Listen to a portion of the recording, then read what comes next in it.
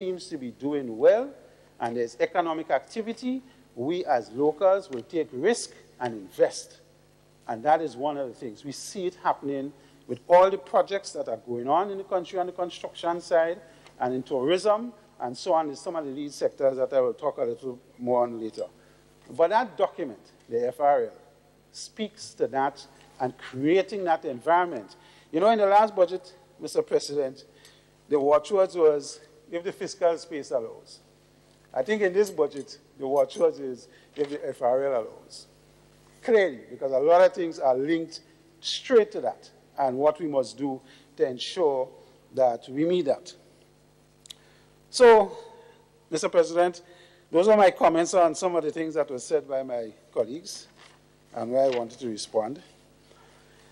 To get to the budget, of course, from a private sector point of view, we think that this is an excellent budget, Mr. President. We say that without no hesitation. And there are a number of reasons why we say this. Of course, we believe there are areas that we need to look at and some areas of some concern. But when you look at the theme, we understand the need for building resilience. We understand the need for social development and strengthening there, and transforming our economy. I think the weakest part of the theme is on the section of transforming our economy. I didn't see a lot of stuff there that was mentioned. I thought that there were some issues that was not dealt with in real terms as to how we deal with that aspect of the budget. But I want to say quickly, Mr. President, that one of the things, you know, when we used to come in this House years ago and talk about budget, at least in my tenure as a senator, you present a budget, you present figures, and you hope that you get a revenue, and you hope there will be discipline in how we spend it, and you hope that down the road you achieve what you set out to achieve, both on the fiscal side, both on social programs, what we put in tourism, what we put in agriculture, and so on.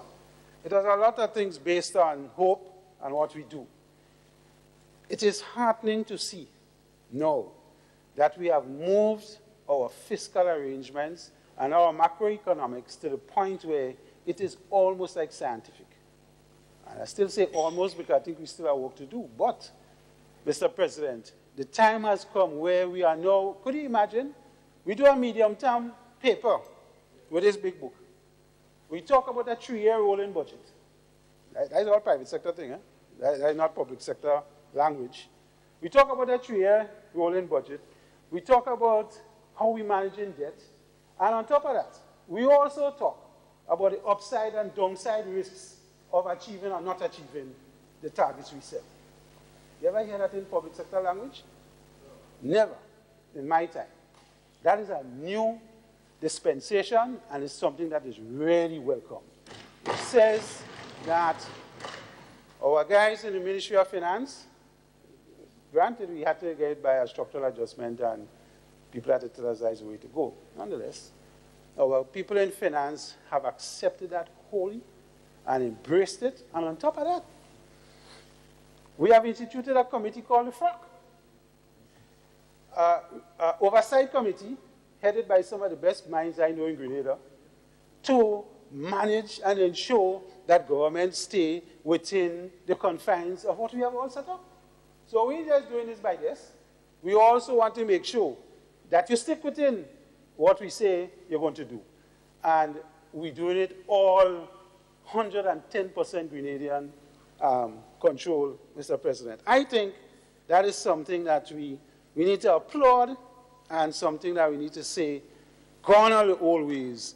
We're now looking at a way to move ahead in a structured format, in a legal framework that is going to protect, I believe, what we have set up, and that we don't go down the old road that we used to go down. Because it's no longer about just hoping. It's about doing things now in a structured way and ensuring that they be achieved. The budget speaks about 3 strategic pillars: accelerating sustainable and inclusive growth, enhancing social capital, citizen well-being, and promoting resilient governance. I think the issues with resilient governance is well laid out in the budget, Mr. President. There are a number of things. There's a ministry set up to deal with resilience. We know the climate issues that we're going to have that's going to challenge us. and how we respond to that and the need to become resilient. We talk about, I think we have the first financial health thing that is climate resilient, and with a number of initiatives. We talk about monies that we just get from the Green Climate Fund to deal with our water needs. And you know, there was an article that came out in last week's papers, Mr. President, that talked about a drought that is going to be expected and how we're going to deal with that. One of the most precious resources that we have is water. We pay little mind, we do. We think electricity and the other utility telecommunications, because we use them every day and so on, is so great, but the real utility is water. The water is life. Without water, we doom. And to protect that and to design things to ensure that we well service with potable, proper water is a real challenge, especially with the climate changes where we're saying that we expect to have serious drought coming in the years to come. So that is an area that we need to pay particular attention to. Mr. President, when you look at 2018, I don't think any of us could not commend the government and the Ministry of Finance for a job well done in terms of the targets and what they have done, in terms of the revenues, the fact that they have exceeded their budgets in many areas, both on the expenditure side and the revenue side. And it is clear that that manifests in the recurrent surpluses that we have, the primary balances that we have gotten, and the fact that the debt continues in a downward trajectory.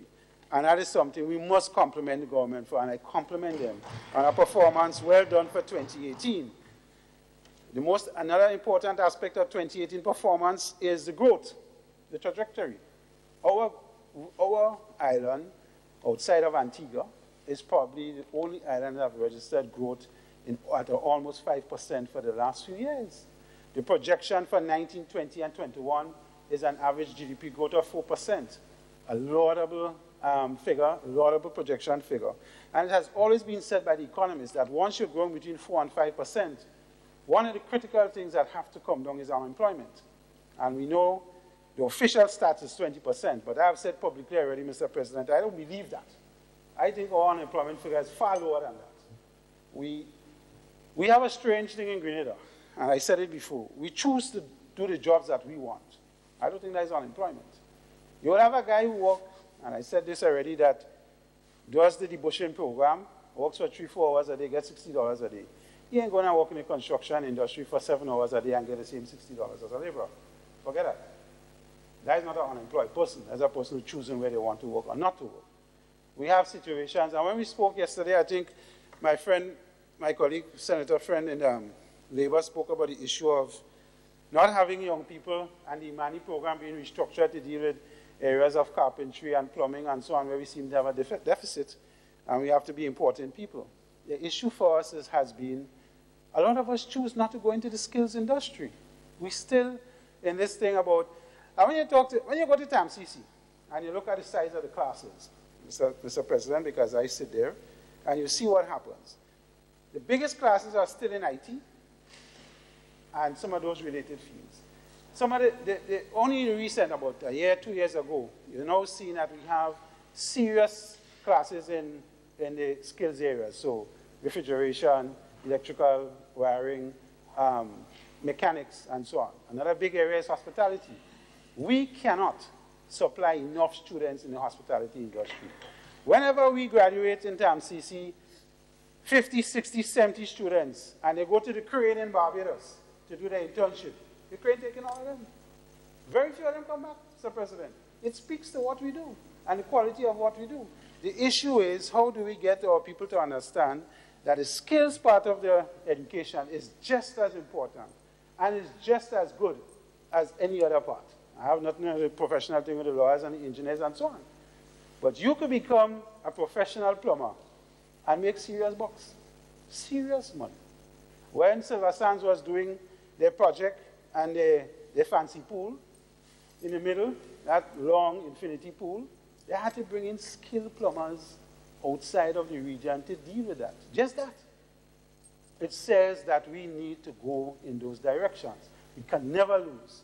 And I say that to say on the unemployment thing, Mr. President, that When you look at it, I think our unemployment is far less than 20%. We know it's just about 30 or 40,000 Grenadians that create wealth in this country. Not more than that. And when you look at that pool, the younger ones that are ready to get in and the older ones beyond that, I don't think we are 20% in that 30,000, quite frankly. 20% of that 30,000 is about 6,000 or more that are working. We need to, that's just a general maths. I don't think something can be right about that. So I always say that I don't believe that 20%. I know the government said that it's an official thing and they have to work hard to deal with that. So, Mr. President, what fuels our economy? Tourism, construction, education services, and I pain to say not agriculture. And I pain to say that, but that is what is said when you look at the documents, and that is what the figures reveal.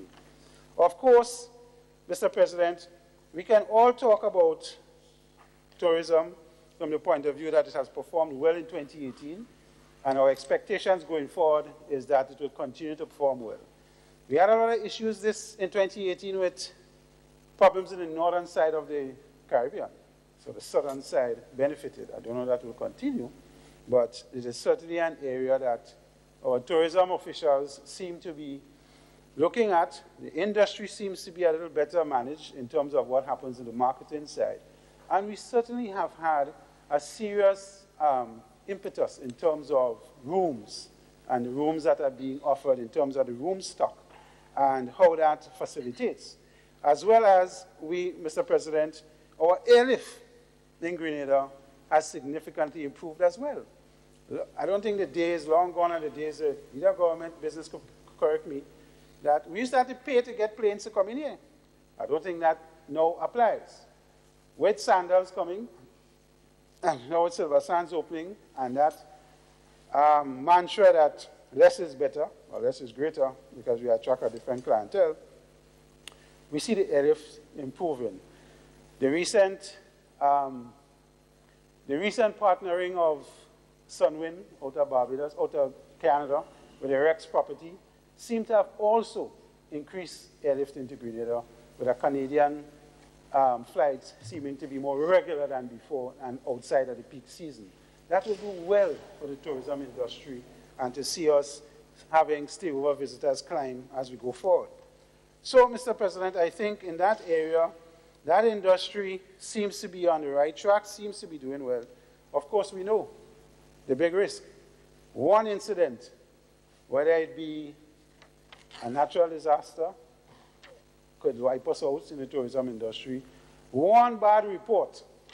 You know, we had a recent thing, Mr. President, about a particular type of lettuce that was romaine lettuce, right, that had this particular disease associated with it. And you know, I always say, Dunstan, Senator, that if we invested more into our own lettuce, we would have no problem. Absolutely not, no fear. Because we do bring in a lot of romaine lettuce. We do. And that is because it's testament to the fact that in agriculture, you know, our production issues continue. And how we produce, the rate at which we produce, and what happens there. And you know, Mr. President, I know you know this very well, lettuce is not only the big leaf thing that we're talking about. There's so many varieties of lettuce that we do. The leaves in general, there's so many of them. I don't know why we have to be importing all this lettuce. But I only say that to say that we have issues, and simple things like that could affect the tourist industry. Just had to have one bad case of some food poisoning. And Mr. President, I know you know that well. That could put you down for weeks. And that, with the speed of information flow that we have now in the world, one bad report on one hotel in one sector could see us getting plenty of blows as relates to that. This is so fickle that we need to be very, very protective of what we do there. Construction. Construction is doing well. Mr. President continues to do well. In the speech, they talk about the growth in construction and what is happening there. And yes, of course, the challenge with construction, as we all know, is short term. Yes, Mr. President. I suppose, allied industries like mine, our workers will, of course, enjoy whatever benefits they have to. But the construction downside risk is that we invest and we do construction in projects that has a long-term nature and feel. So it's not only about, you could say the hotels is one, because we have a lot of things going on in hotels, but we have a lot of apartment buildings as well, growing as a result of the upsurge in the private education services. And that speaks to a certain nature of a long-term nature to it, because it's not that you just build something and it ends. But the thing with construction is that when these projects come to an end, how much more will there be, and how will that affect the labor market? And that is the issue that we have to contend with construction. It's a short-term solution. It brings money and disposable income quickly to workers, but how is it going to be continued? What are the areas are we going to continue to invest? I think one of the senators raised the point yesterday about the expansion and the explosion in the southern part of the country with the construction. And I want to tell him that that is something we have always had issues with, and we've always asked to see how we could spread that wider. And that comes with the land use policy. All of these things are tied in, and we talk about this land use policy. But we use a lot of our good land to invest in real estate. That is the reality, because we have limited space, limited land. The land use policy is critical for us to know what type of developments can take place. We have had a lot of discussions about the northern and our parish in Sautez and what could happen there and the potential for things to happen there. We need to see these things happen because it really reduces the impact of the volume of people that has to move every day from the north, the east, and the west into the south. And that is part of the traffic congestion issues that we face as well, apart from the growth in volume of vehicles. But, Mr. President, I support that, and we ask the government to seriously keep working on how we could distribute that development throughout the country as best as we can. It's hard to tell an investor where we have the best beach in the world, and I say that with no reservations, Grandans, that I want you to go somewhere where you have nothing as that.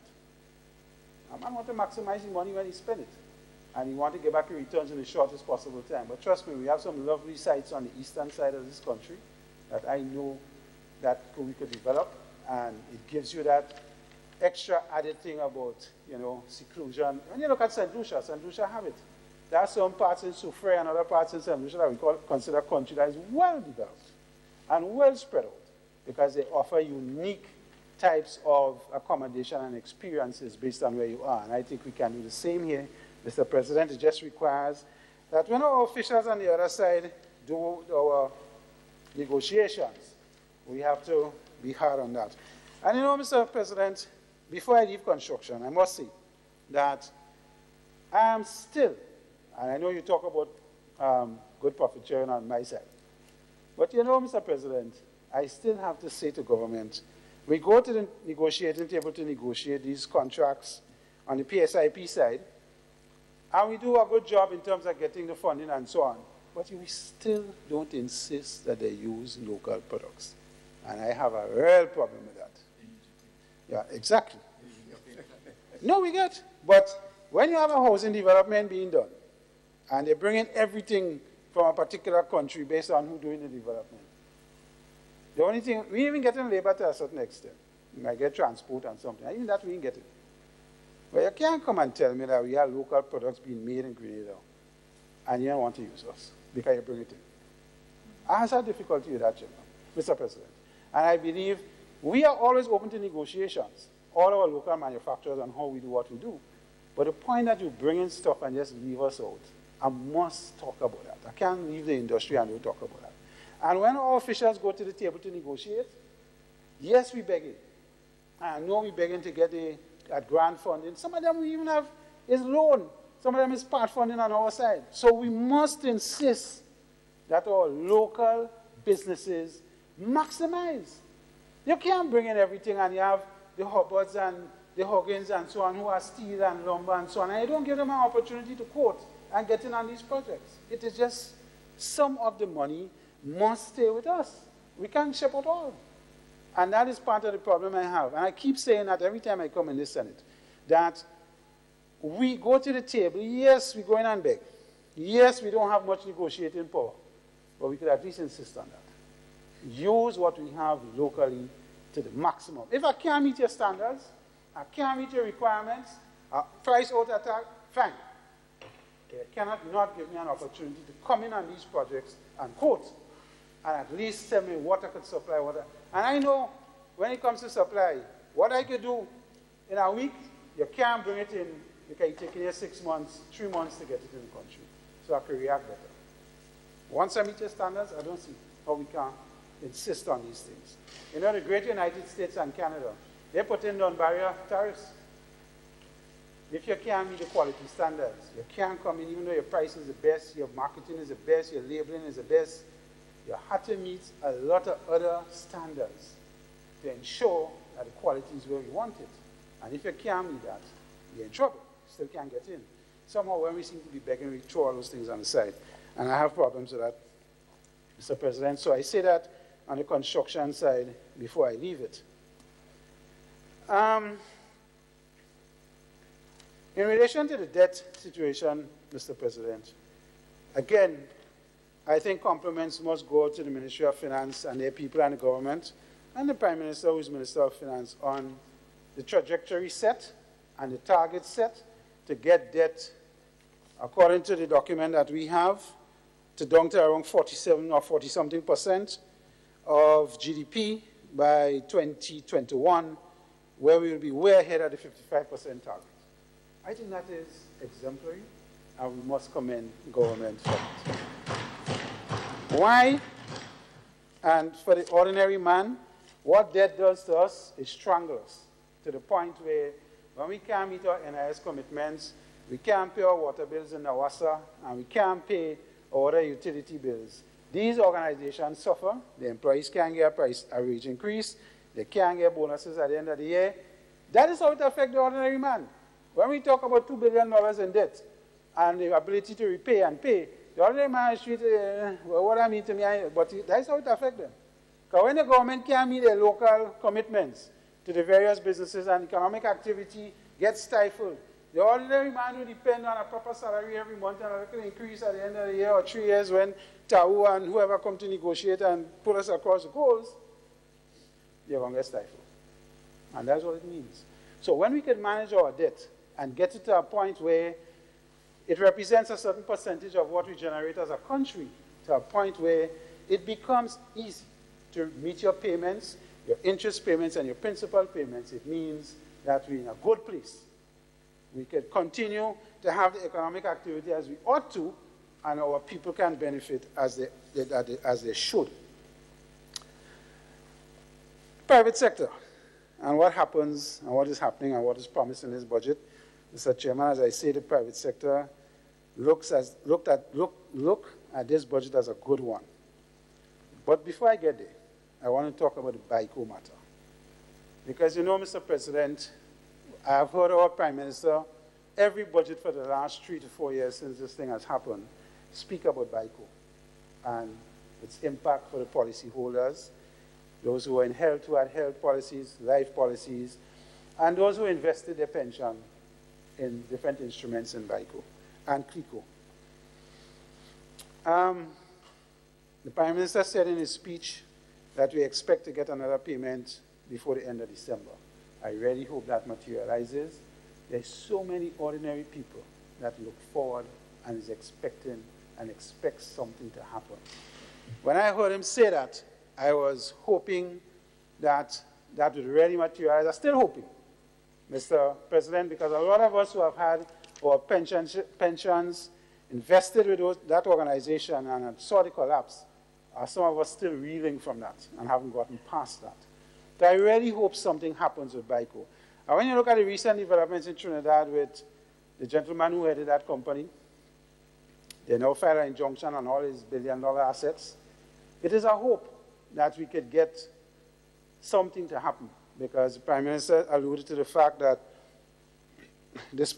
recent disposal of assets have given them this money that they could probably distribute, and let us hope that continues. I know the OECS is fighting a case with Barbados, because the Barbados government took care of their people and they say whatever left is for the rest. And we're fighting that. And of course, all of us in this thing together, we could take that kind of attitude. So we continue to fight.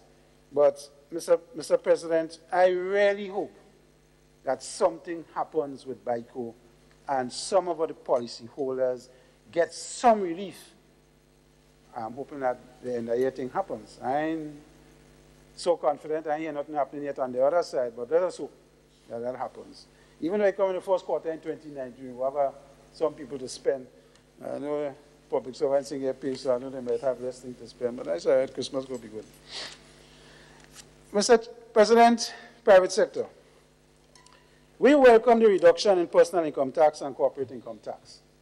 Prime Minister offered us 2% starting in 2019. We welcome it. Of course, it obviously means that some fiscal space allows it. We wanted more, but we got to take what we get.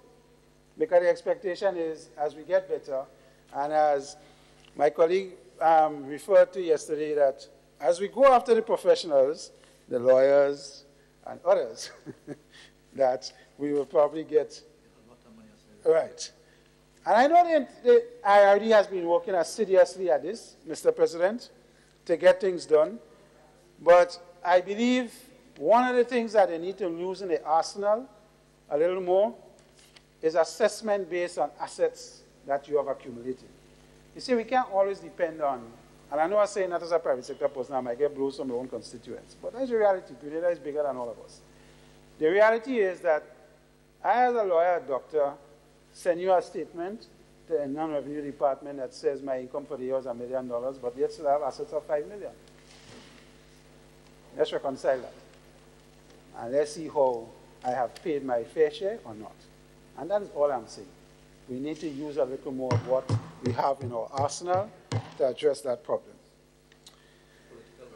The private sector is also happy with the fact that the number of private sector projects that have been offered and continue to be on the list speaks well for the confidence we have in our economy and the way it's headed. We will never continue to invest as a private sector expand if we believe that the economy is not set on a right track or a firm footing. And that is a basic. Confidence in people to spend comes from the fact that they get paid on time, they could get services, and they could get goods.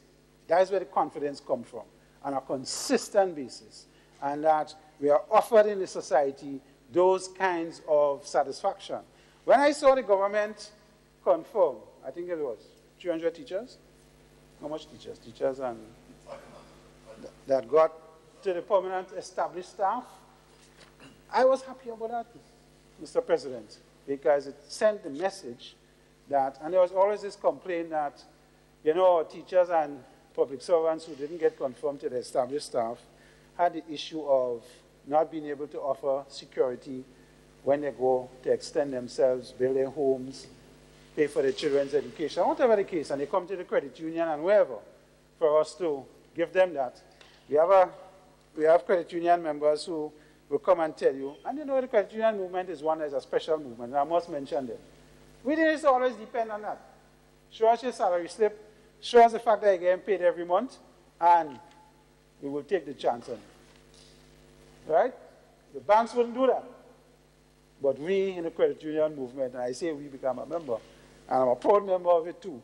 And I used to head one of the biggest in this country, and well managed.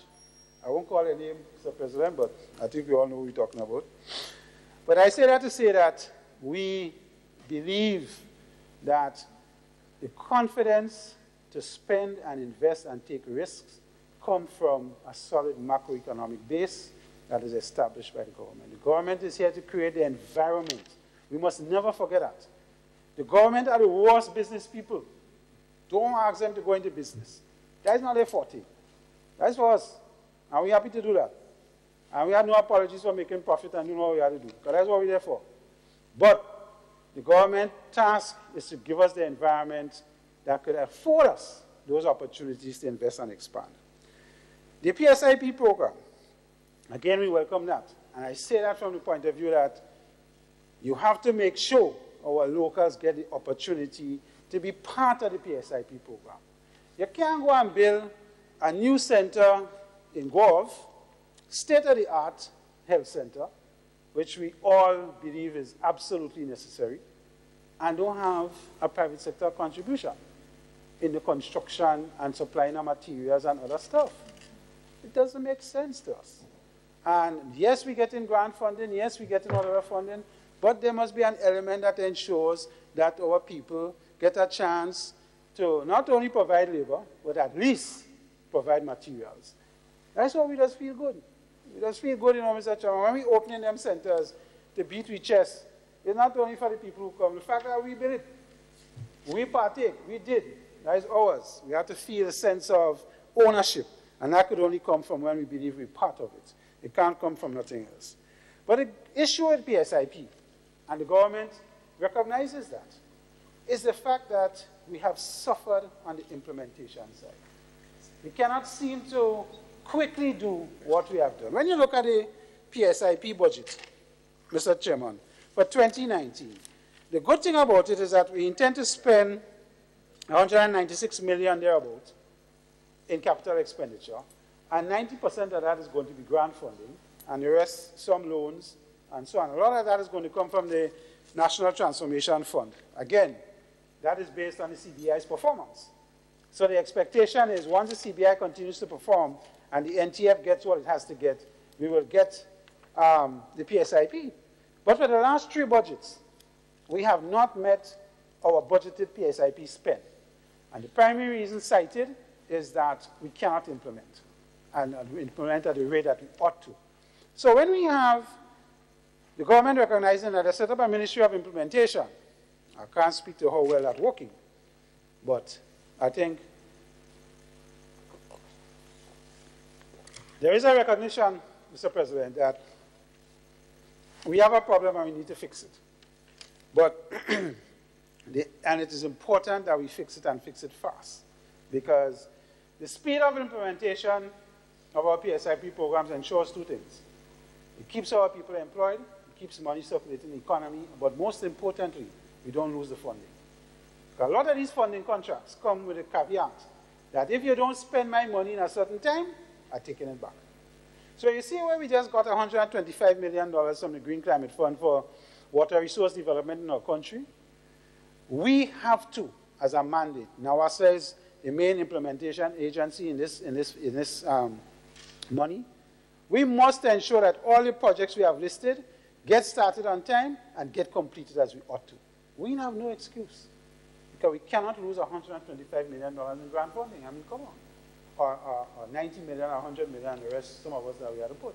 We can't afford to lose it. And we need to get it done and have things done. So I implore my colleagues on the other side that the Ministry of Implementation is critical for us to get operationalized to the point where we could get things done. And you know, if you need more engineers and you need more people to get this ministry going, hire them. Hire them on contract. Hire them. Yeah, get the support of the labor movement. Bring them on contract.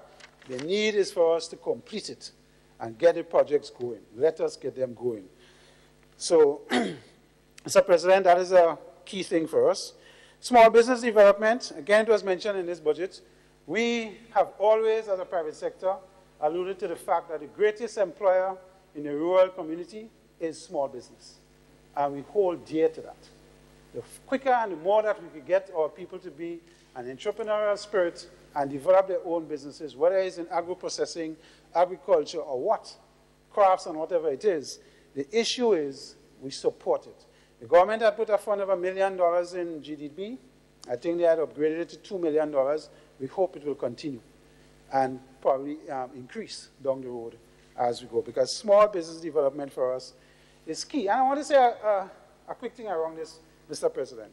You know, if we lose workers in Scotiabank, one of the areas that could go in is project writing for small business and helping them, assist them to manage their business financially and otherwise.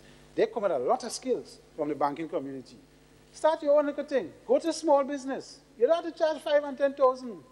Go to a small businessman and show them the need to have a good accounting system, how to write up a proper project to go for financing to the bank, what is the expectations, what is needed. That is how we have to channel that. So even though you lose your work in Scotia, you're making big money a month, you'll get a nice severance package. Go to the small business community, thanks to TAU, and thanks to the government, no tax. on severance.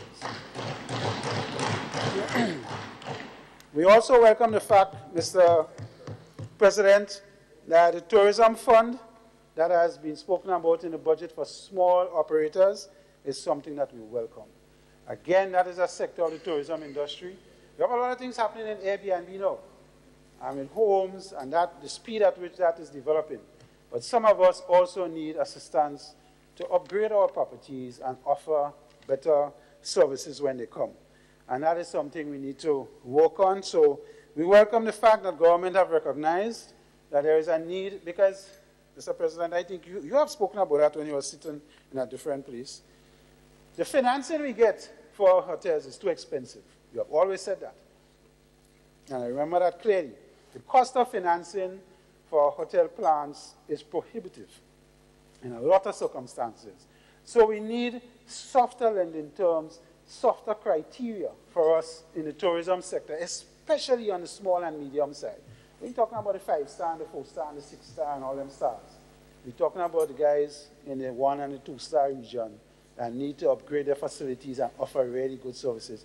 So when we are CARICOM nationals coming to Grenada and don't want to stay in a 5-star, a lot of us going in Airbnb, but we want a little thing in the community where we could, you know, have a little kitchenette. That's what we need to see some upgrade and some services happening.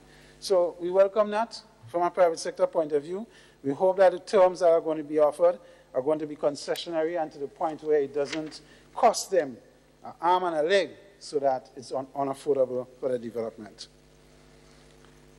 Mr. President, I want to spend a little while on agriculture. And I know Dunstan, Senator Dunstan did an excellent job yesterday, and I just want to add a few things from where we sit. And I must say, Mr. President, that, you know, for years, I have been an open critic, and I continue to be, of the boards that manage the nutmeg, and not so much now the cocoa industry.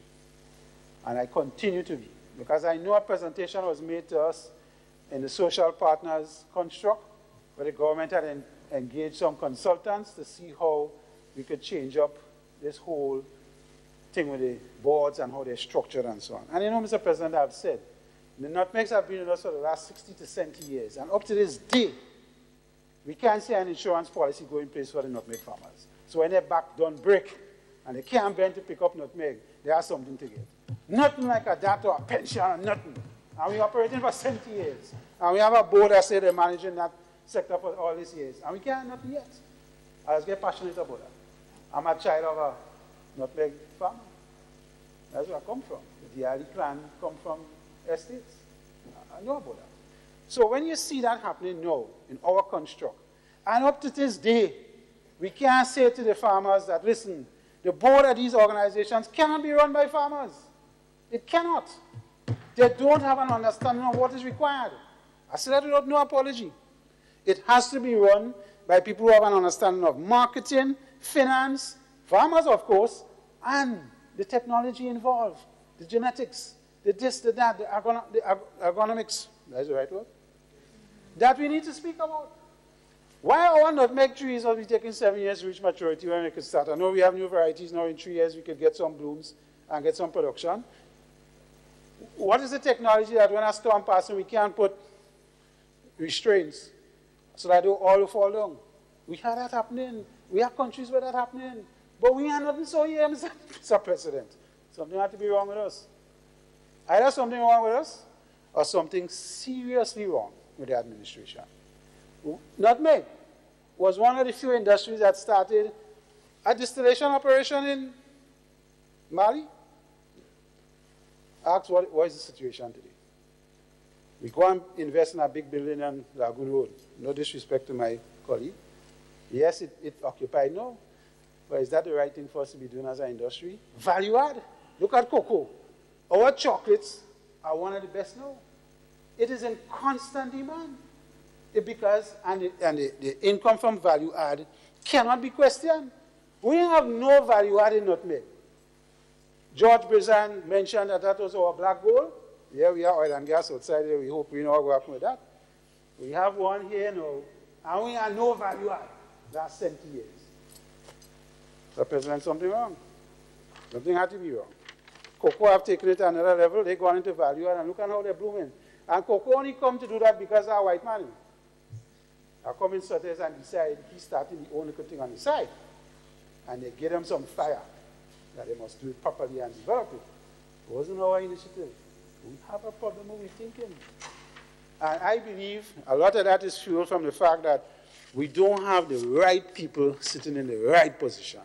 Farmers cannot run this industry based on where it is at today in the world. It cannot. We have to change it up. I don't know what we're waiting on. You know, I know there's politics. And you have to manage the politics to my colleagues on the other side. And that you feel when you make these hard decisions, you're going to lose vote of the farmers.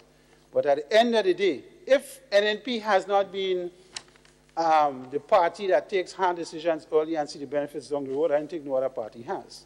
So you have the track record. You have the track record. When a prime minister could go back and say that he's introducing tax to get structural adjustment, and if fiscal space allow, we go see you and still win. You have the track record. Take the hard decisions now. Change those operations at those commodity boards, and we will see the benefit of it as we go down the road. Right, non-existent. The other thing that I want to talk about quickly on agriculture, Mr. President, is the issue of pests and diseases. We have an major issue now with citrus. And I know Senator Dunstan didn't speak about that, but it's something that has come to me as well. Citrus farmers, and we have a department in the Ministry of Agriculture that is supposed to be staffed. Right.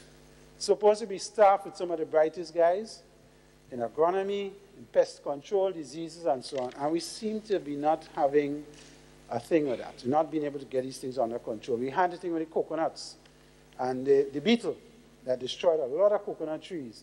And right now, you have to pay $40 for a bottle of coconut oil. You know, Mr. President, that was paying me because that's the only oil that was used.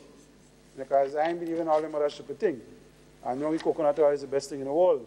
And yet still, you know, we haven't seemed to seriously curb the issues on their pest and disease. And I employ the government on the other side, even though I don't know how to say to restructure the Ministry of Agriculture and that section. Like I know a lot of formulas put forward in the past about put them on peace pay and all of that, commission, all kind of thing. I don't know if any of that could work under public service rules. My brother here have to educate us. But we had to find a way to structure that department so that they become more reactive to the issue of disease and pest control. This thing disseminated the banana industry. It's black cicatrua and all of them. We still have it. And you know how important bananas is to us. We have ripening agencies. We're going into things like source-up. And we have good things on the source-up, but we must find a way to control the pest. Trust me when I tell you, I don't want to be a doomsayer, but if we don't control that quickly, we're going to get problems with source-up and other things that we have at edge on now. We must find a way. Because a lot of these things are imported because of the free movement of goods and services around the world now. But we had to strengthen that side of the agriculture department, seriously strengthen it, research and development as well. We had to spend some money there because we had to protect that part. We're doing relatively well with fisheries, and I agree everything Senator Dunstan said yesterday in regard to understanding stock, understanding what we have to do with stock control and inventory. And we talk a lot about the blue economy. And we have now the orange economy. We have the green. The green is agriculture. We have to get to it. And my last thing on agriculture, Mr. President, is the issue of value added and how we can maximize that, whether it's through agro-processing or whether it's true the fact that we make alliances.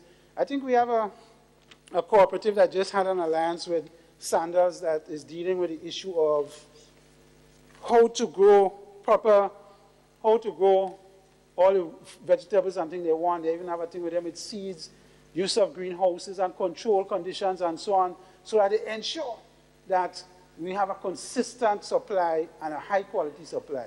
Bringing the farmers to the point where it is becoming a business. It is not just a hope to plant some lettuce today and tomorrow you're going to grow and I'll get a good crop and beat it and stress me out. The issue is about getting it as a business and getting it done properly. And the only way we can deal with that, Mr. President, is through Partnerships. We had this cooperative that just was formed, it's Gren something. You know what's the beauty about that cooperative, Mr. Chairman, Mr. President? It's controlled by women. Could you imagine that? The women seem to understand the need to work together and manage better. You know why? They have always been the managers in our lives. They control the home. So they're better at management any day than men. I say that without no apology. And that is why we need our women to be alongside us. Not in the front or in the back, alongside us. To ensure that we could maximize these things and make it as great as they ought to be. And I would love to see more partnerships develop. But these two cooperatives have not. But I suppose the key ingredient is going to be, it must be controlled by the ladies. You understand? Mr. President, the issue of, and I end on that in agriculture, when we, and for my colleagues on the other side, we had a pest unit that was dealing, we no longer have a head to that pest unit. I really would like to see us get them back. We had a lot of young people come on there. Senator Cadet. Two here. James and Redhead. We're happy to get them to work. Take the work. Go with it. We tired them. Simon, myself, Cox, I was tired, trust me. We're ready to get all of the work. Take the work. You had the energy, you had the brain power. Take it and run. We want you guys to take it. Please, build back the pest unit of that department. It is critical for us as we go forward. Coconut and all of these things are areas that we need to get to quickly. So, President, I see my time quickly getting out.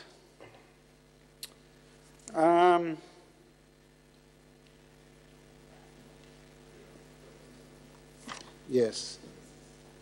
I want to quickly talk about the issue of health and on the social development side. 16. Thank you, Mr. President. I could finish in 16. We welcome the issue of the building code and enforcing that and bringing that better. The issue of traffic wardens and what we want to do there, I think, is an excellent idea. Because, you know, Mr. President, you can't afford to stop on Grandance Road now for 5 minutes. 5 minutes give you a backup in traffic of probably 500 meters a road. Seriously. We need to have women and men as traffic wardens constantly on those high-volume thoroughfares in our country. And I'm going to go in the issue of volume of vehicles on the road. We know there's a problem. But a lot of it comes to management. And the police department can't do it all, because they are limited in their constraints as well. So these traffic wardens that we planning to introduce, thank you, Clerk, is going to, in my understanding, if we manage it well, is going to manage the traffic on the road a little better so that we can get more efficient movement. Man mustn't just stop and break down. And when you break down now, you know, Mr. President, you're stopping in the middle of the road. You know. You're not even looking to pull on the side, you know, to let the traffic go. We just stop. That gather the bushing material in the middle of the day, in the rough traffic hour. I had that experience myself. Again, I think that's supposed to be common sense, which isn't so common. But we could do that in the night between 12 and 6 in the morning. Why we can't? I don't know. We have problem. You know. Again, I know my colleagues on this side are listening, and they will look to see how we could do these things better. I did speak about the national land use policy. I think it's critical. Housing. You know, Mr. President, that is always an issue for every country, because we cannot, housing is a thing that is always needed, always.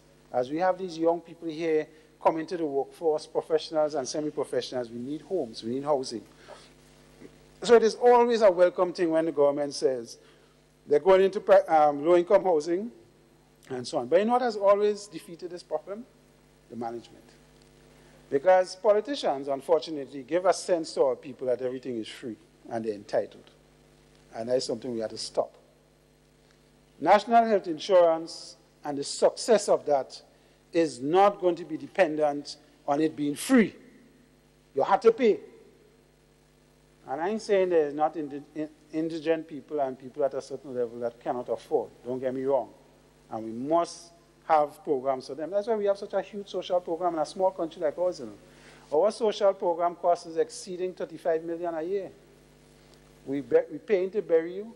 We're paying to do everything. We're paying to keep you at home in the money program when you have work to do and you don't want to go and work. We're paying to do a lot of things. And it gives this sense of entitlement and freeness that we have to curb. We must curb, Mr. President. So when we do housing programs and we get international companies to spend, and we go and spend all this money on these housing programs, they must pay. You can't have like what happened in River Road and other housing programs at the earlies, where you occupy a house, you're supposed to pay housing authority, you can rent $100 or $200 for the time you stay, and you don't pay. And then housing authority bust, and they can't do nothing again. We have to understand that we must pay something, no matter how small it is. When Awasa go to put connections in these housing developments, and we put meter, they're vexing. They're vexed. They're using the water, but they must get it free. But you have to pay. You have to pay something to live. And they're going to tell you they ain't working, they're unemployed. But yet still, they have 2 phones on their side. Mr. President, don't you know about that well? Come and ask you for a cylinder of gas and they have 3 phones in their pocket. So we need to deal with the housing from that point of view. We welcome the sex offenders register. I think that's a positive step. And we should have that faster than normal. I think it sends a message that we are not tolerating this behavior anymore. We are not. Mr. President, the biggest list on the court is sex offense crimes. Not true, councils? When we go to Natara, we boast about having a success rate of 75% in solving crimes. Excellent. And I commend my colleagues in the security services and the police department. The Royal Grenada Police Force have done an outstanding job over the years, Mr. President. And we must commend them. And we must commend the Commissioner's office for doing an excellent job. We have a new acting commissioner, and I am certain he's going to continue the tradition. Crime have fallen by 7%. And when we boast about those things, one of the greatest tourism attraction is that we have a low crime rate. We could get people, I could sit down on the side of the road and drink and fall down, good. Somebody go take care of me. We still have that in our society. We still have the sense that you could go down the road and party and you don't have to be looking over your shoulder. I just came back from Trinidad. And the environment speaks to the fact that when crime gets to that level where you feel as an ordinary citizen that you're unsecure, it really stifles the people. And when we have our RGPF doing that outstanding job with the constraints that they face, Mr. President, I want to commend them again. They're doing an excellent job. So I say to the sex offenders and all them other deviants we have out there that we ain't taking that anymore, we're done. Stop.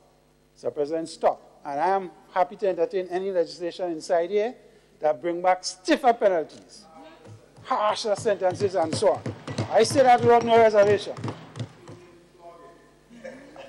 Mr. President, I always say perennial larceny. The issue with perennial larceny is that we should tie them to the tree in the land to work for the farmers for the next 2 years when they thief their cabbage and the lettuce. I know, what you call them, amnesty, and them go say we brutal. But when they tie a man to a tree for the next 2 years to help the farmer, he ain't go thief again. Health. Mr. President, I believe that the issue to upgrade 36 health facilities in the state is the right thing to do. Preventative health medicine is the way to go.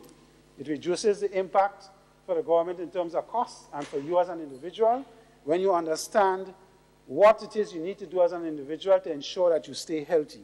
We have become a sedentary people. And God forbid, Senator Cadet, Redhead, and James are not in a sedentary lifestyle. You see them with their phone? Because that's what they do. They don't go outside and play football and cricket and climb tree and pick plum and stone mango and things. So I know if Senator Redhead's still doing that. But they don't. That is a reality that's going to face that generation. The lifestyle is going to become more sedentary. And with that comes all the NCDs that we talk about. The eating pattern has changed, a lot of more processed foods. We don't do our own food as we ought to and ensure that it's as healthy as it ought to. The level of sugar and salt in our foods is exceedingly high. Look at Jamaica. Jamaica have just removed sugary drinks and sodas and things in schools, and they're looking to widen that toward the community. It says of what it is. That is part of resilience, you know, my brother, Senator Steele. That is part of resilience. Resilience also speaks to the health of the nation. And if we don't have enough policies and procedures to deal with us, to deal with the issues that are going to face us in health and get resilient there, we're flogging a dead sheep. So we need to get that and understand. The last thing I want to say on the issue of health is the issue of the hospital. We can't get no change in the hospital unless we manage the hospital well. Senator Steele, you know that. And managing the hospital is not only about putting in management systems, it's getting the right people to do the job. The right people. You cannot employ people to manage the hospital and the systems if they don't have a clue about administration and management. If they understand medical procedures and processes, that's fine. But to me, the key ingredient has to be understanding of management of a health facility and what is involved.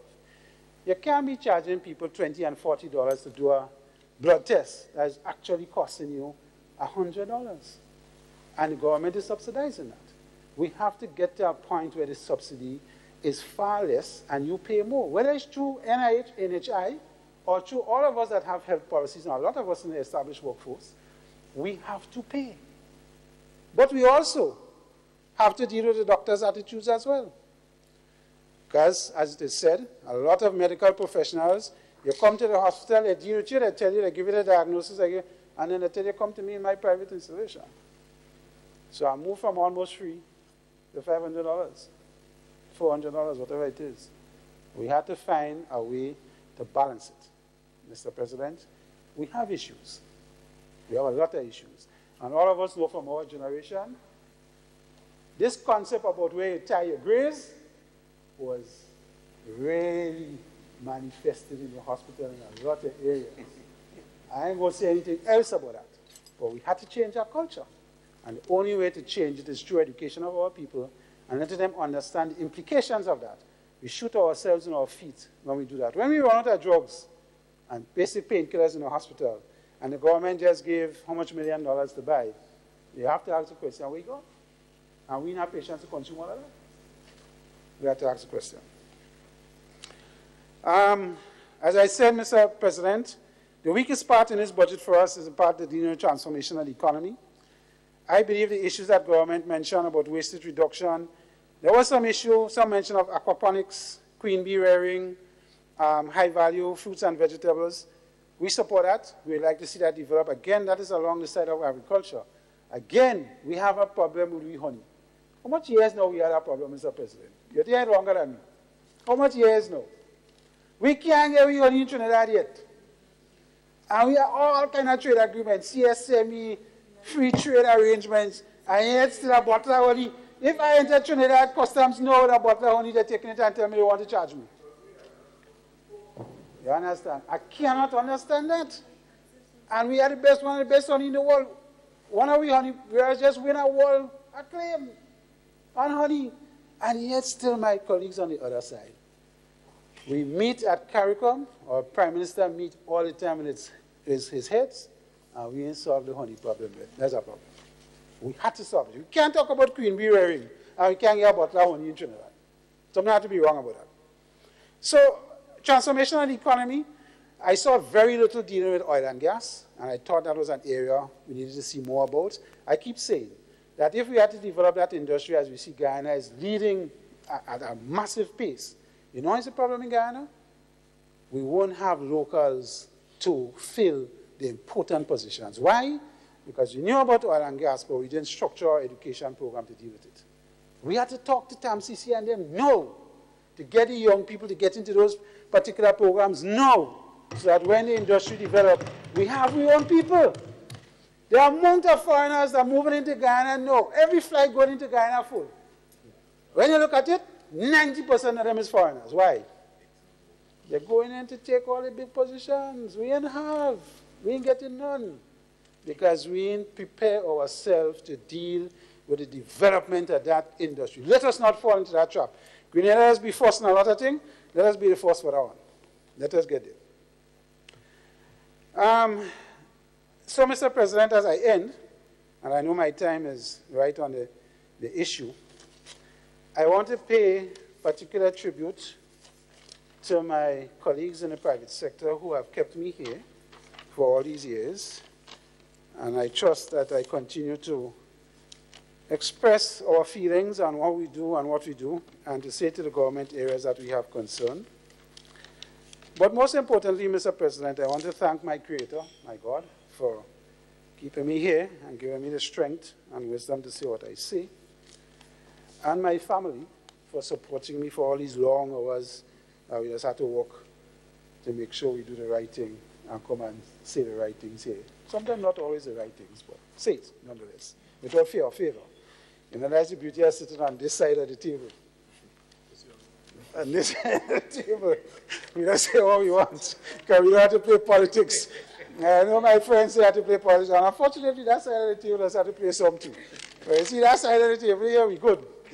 So, Mr. President, we're happy. I think this Senate, under your leadership, continued leadership, continues to be the envy of the houses. And I think the Grenadian public listens here more than they listen in the other place. So we continue to do a good job, and I implore you that you continue to direct as you have. I think you have been an excellent leader in the Senate, and I hope that you continue.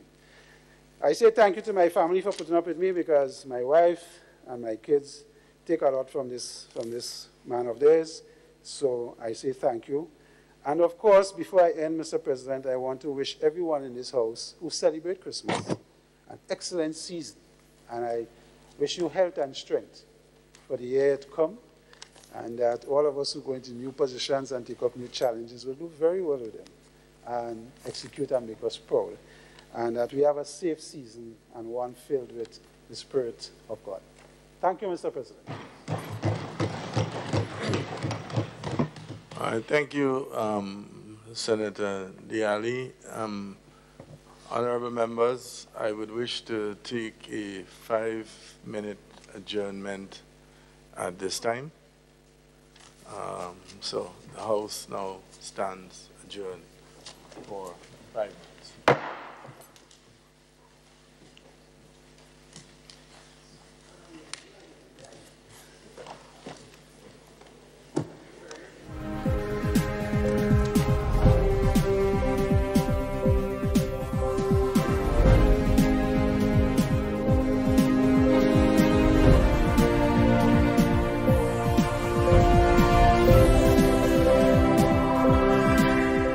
Grenada receives first tranche of funds for conservation activities under the Caribbean Challenge Initiative. Details to this story and more in the National Report.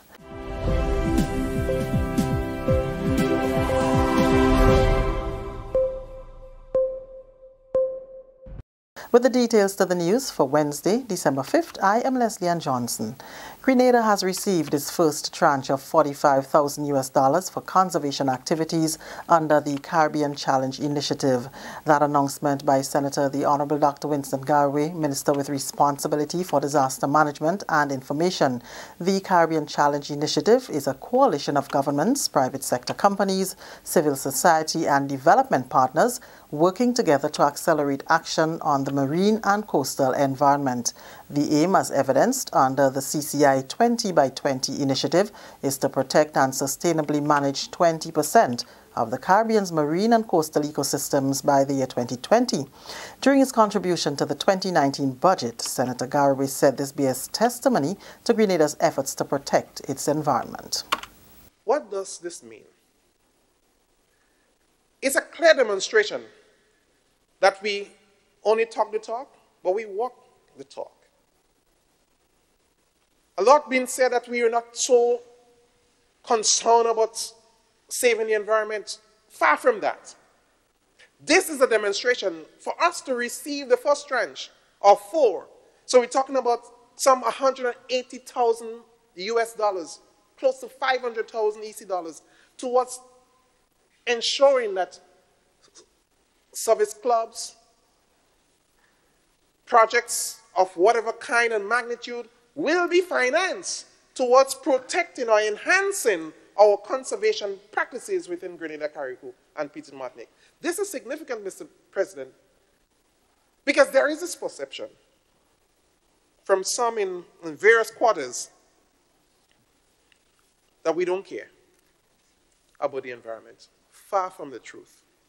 Grenada has been heralded as a leader within small states in protecting our environment.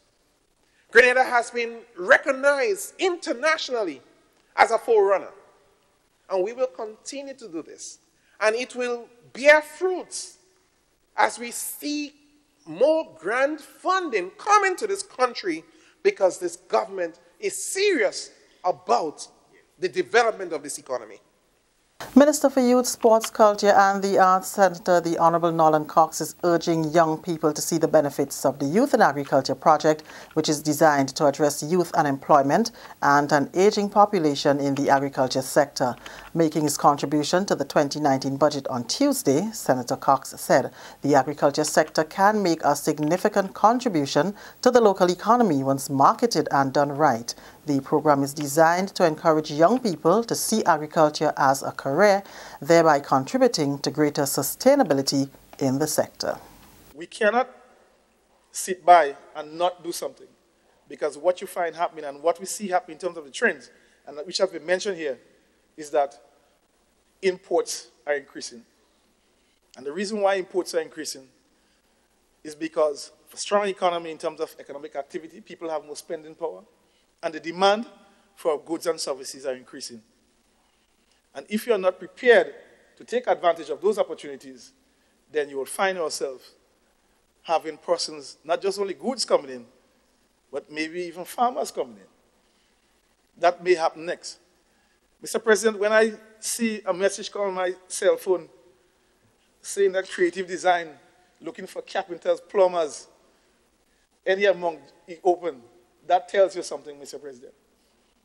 It tells you the demand for jobs and skilled jobs is very high, and which means that we have work to do. And if we do not pay attention to those indicators, we will be under serious threat in terms of those jobs opportunities.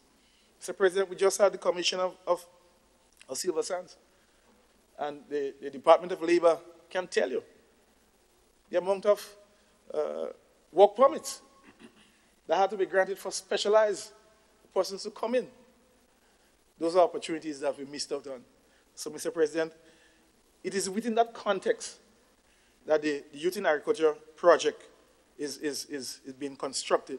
Technical and material assistance will be provided to young persons with an interest in agribusiness. The Youth in Agriculture project will focus on agribusiness training and certification, as well as youth entrepreneurship and microfinancing, among others. Market access for young farmers, Mr. President. Agro-processing, agriculture extension services. We believe through this project we can develop a new crop of young extension farmers. I know that the member representing the farmers here this evening, that is an area of concern for him. The extension work, the technical capacity, that support can be done through the Youth Agriculture Program. Access to agricultural lands, climate smart agriculture, Mr. President, a National Young Farmers Association, Mr. President.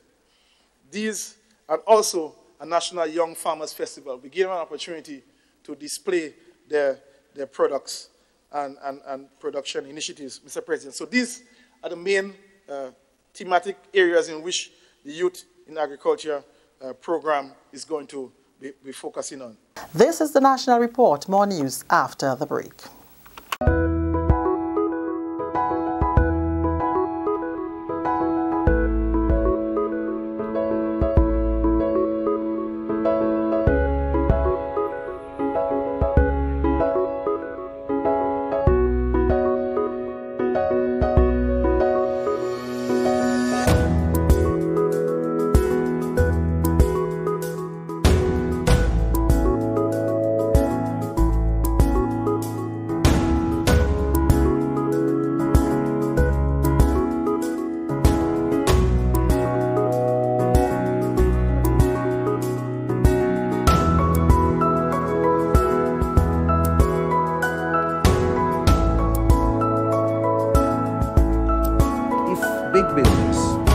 participate.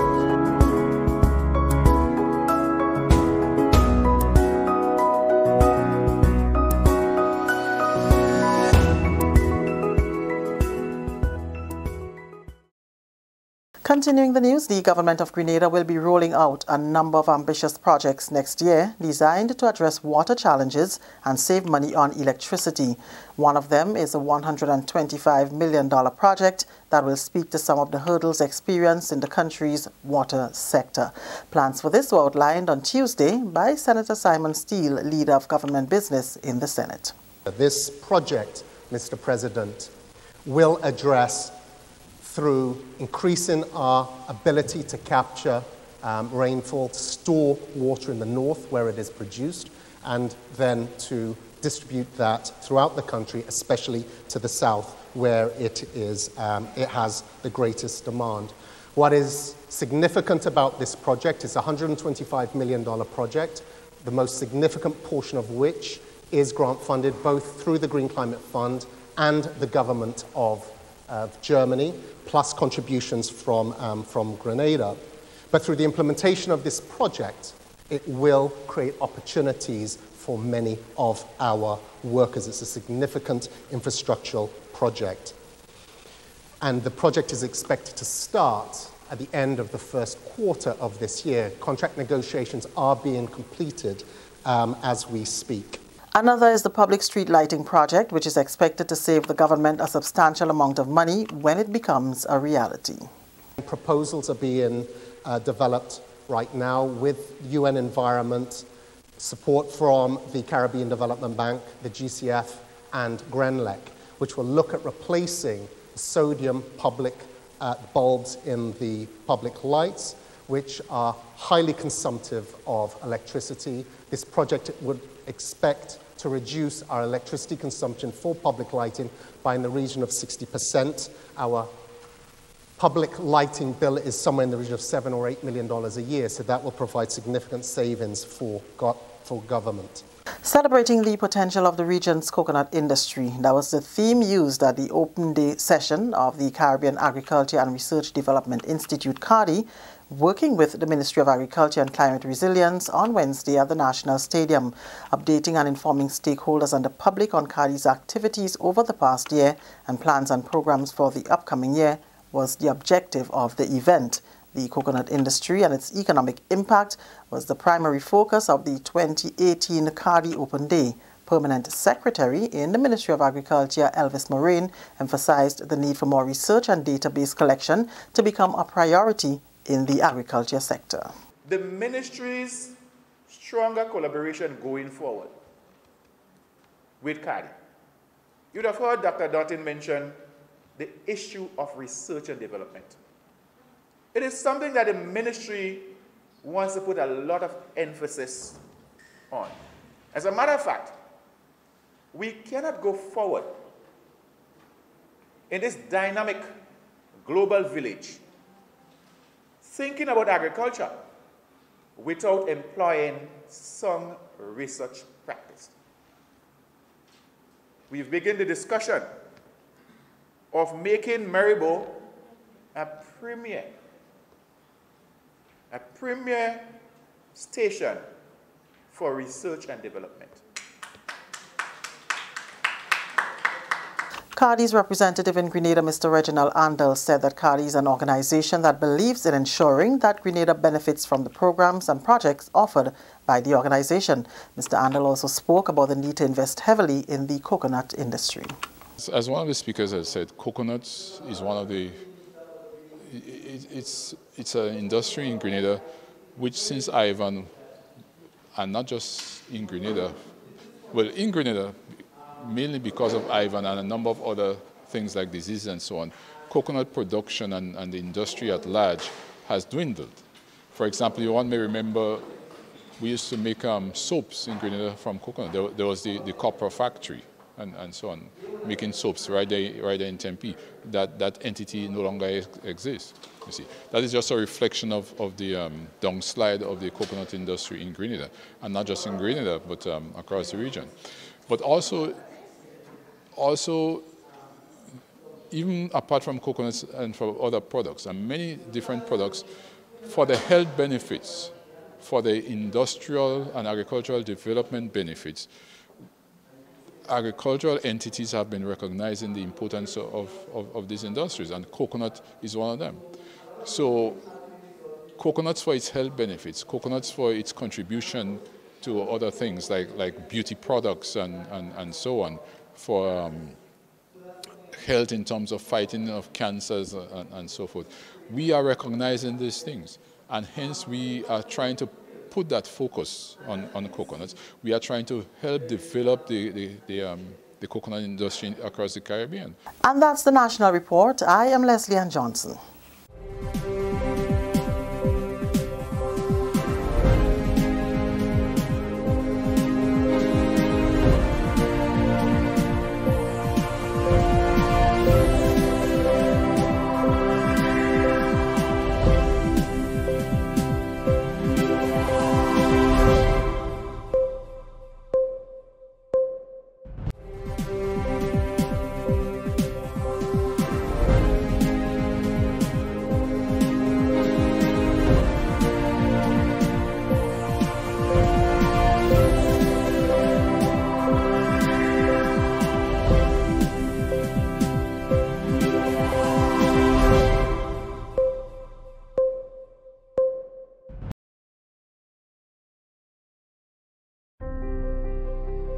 It is said that education is the key to success.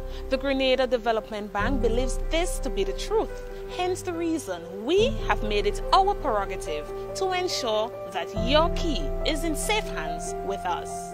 Here is how you can unlock your success with an education loan from the GDB.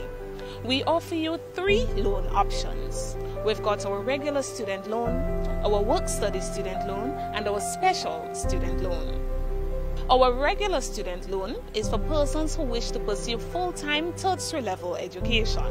If you are a permanent employee who wish to study while continuing your employment, then our work-study loan is for you. Our special student loan is in collaboration with the Government of Grenada, geared towards vulnerable persons who would like to pursue higher level education. Remember, you must have proof of admission from a recognized institution here at home or abroad. All our loans are 100% financing with interest rates as low as 5%. Get your funding from GDB today for your tertiary level education, your technical training or vocational training, even professional development, with up to 12 years to repay. Your future success is today. Grab it now.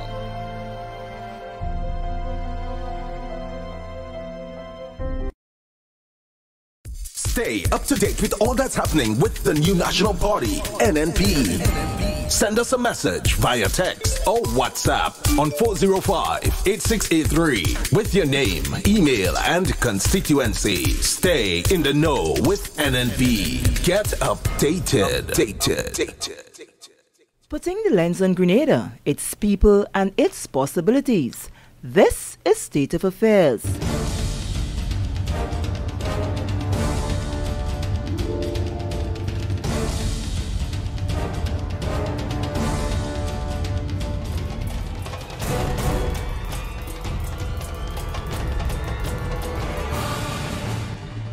Presenting this week, I am Sherry-Ann Noel.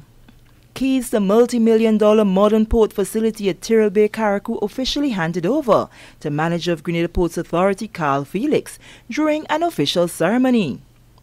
More comfortable learning environment for preschoolers in New Hampshire as new wing is now complete. And the Ministry of Labour, with the assistance of the International Labour Organization, trade union representatives and employers, work on occupational health and safety policy for Grenada. These are the images from across Grenada. This is State of Affairs. More stories after this.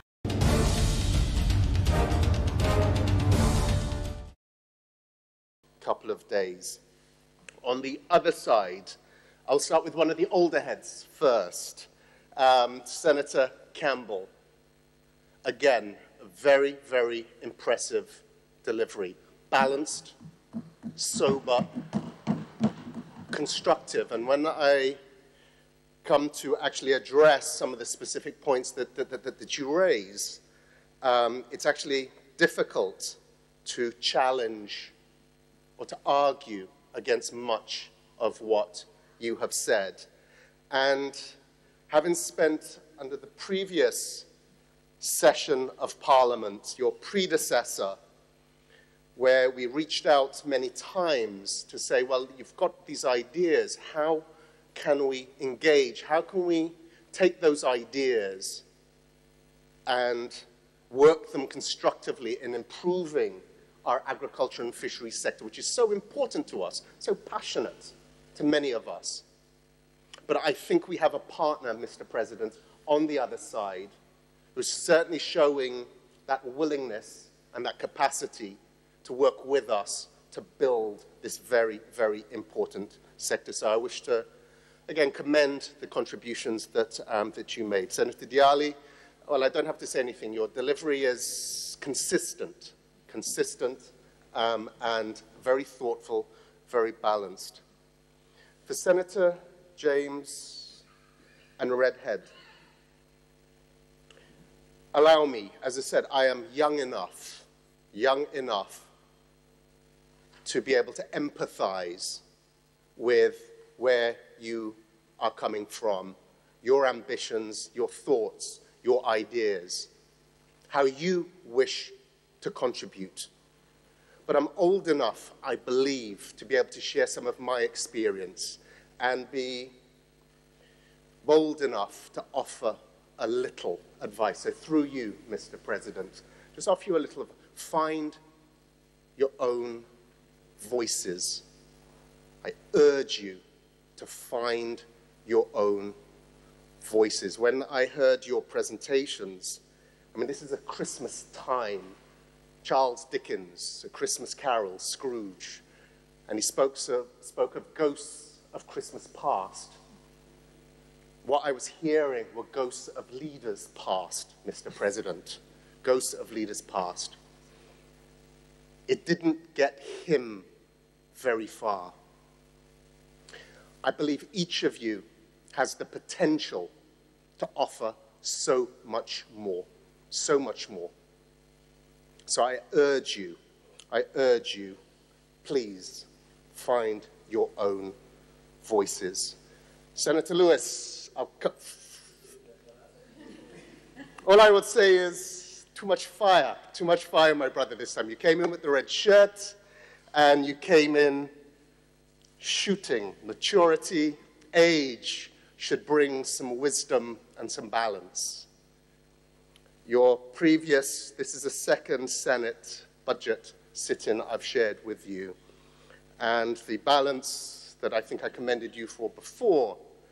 The fire, I understand you have your constituents to speak to, but each of us are also here as an example. We're an example to these young senators. People outside are listening to us, and it's important, really important, that we bring balance to the discussions. We are all politicians of different degrees, but we also have to balance that politics with the people's business. So, Mr. President, I will run through some of the key highlights of each of the presentations, because there are some themes that ran through each of the presentations, and I think it's a lot of value. So, unfortunately, Senator Roberts isn't here, but she spoke in relation to how we protect and preserve the environment, the need for us to change our habits, change our consumer habits. And this was in relation to the progressive policy shift that this government has made in terms of banning single-use plastics and styrofoam, and some of our environmental insensitivities, but the need for each of us as an individual to change our habits. Government can make those bold steps, ban products, put policies in place, put programs in place. But at the end of the day, each and every one of us has a responsibility as a consumer to make the right choices. And then if we look at styrofoam, single-use plastics, whether it is persons who are breaking that ban, bringing in products, trying to find loopholes to get these products which are unhealthy for us.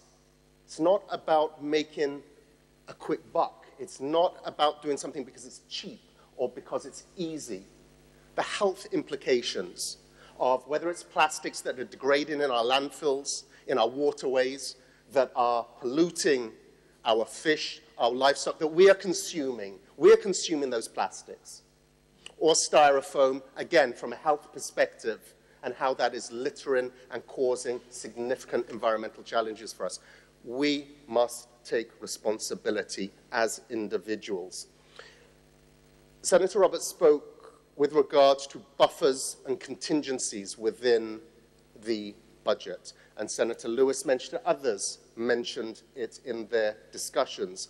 And this urge, this call for us to use the surpluses that we're generating, to use those wisely.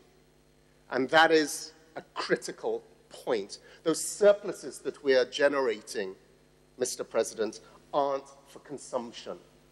They are to be invested in our productive sectors, those activities that are going to drive the economy. As Senator Diallo was saying, where is the transformational elements of the budget? It is through generating surpluses that can be invested in those areas that are going to create jobs, grow our economy, diversify activity that are going to provide us with that game change that we need. So that is certainly something that is central to the fiscal management, responsible, sustainable fiscal management that we're putting forward to.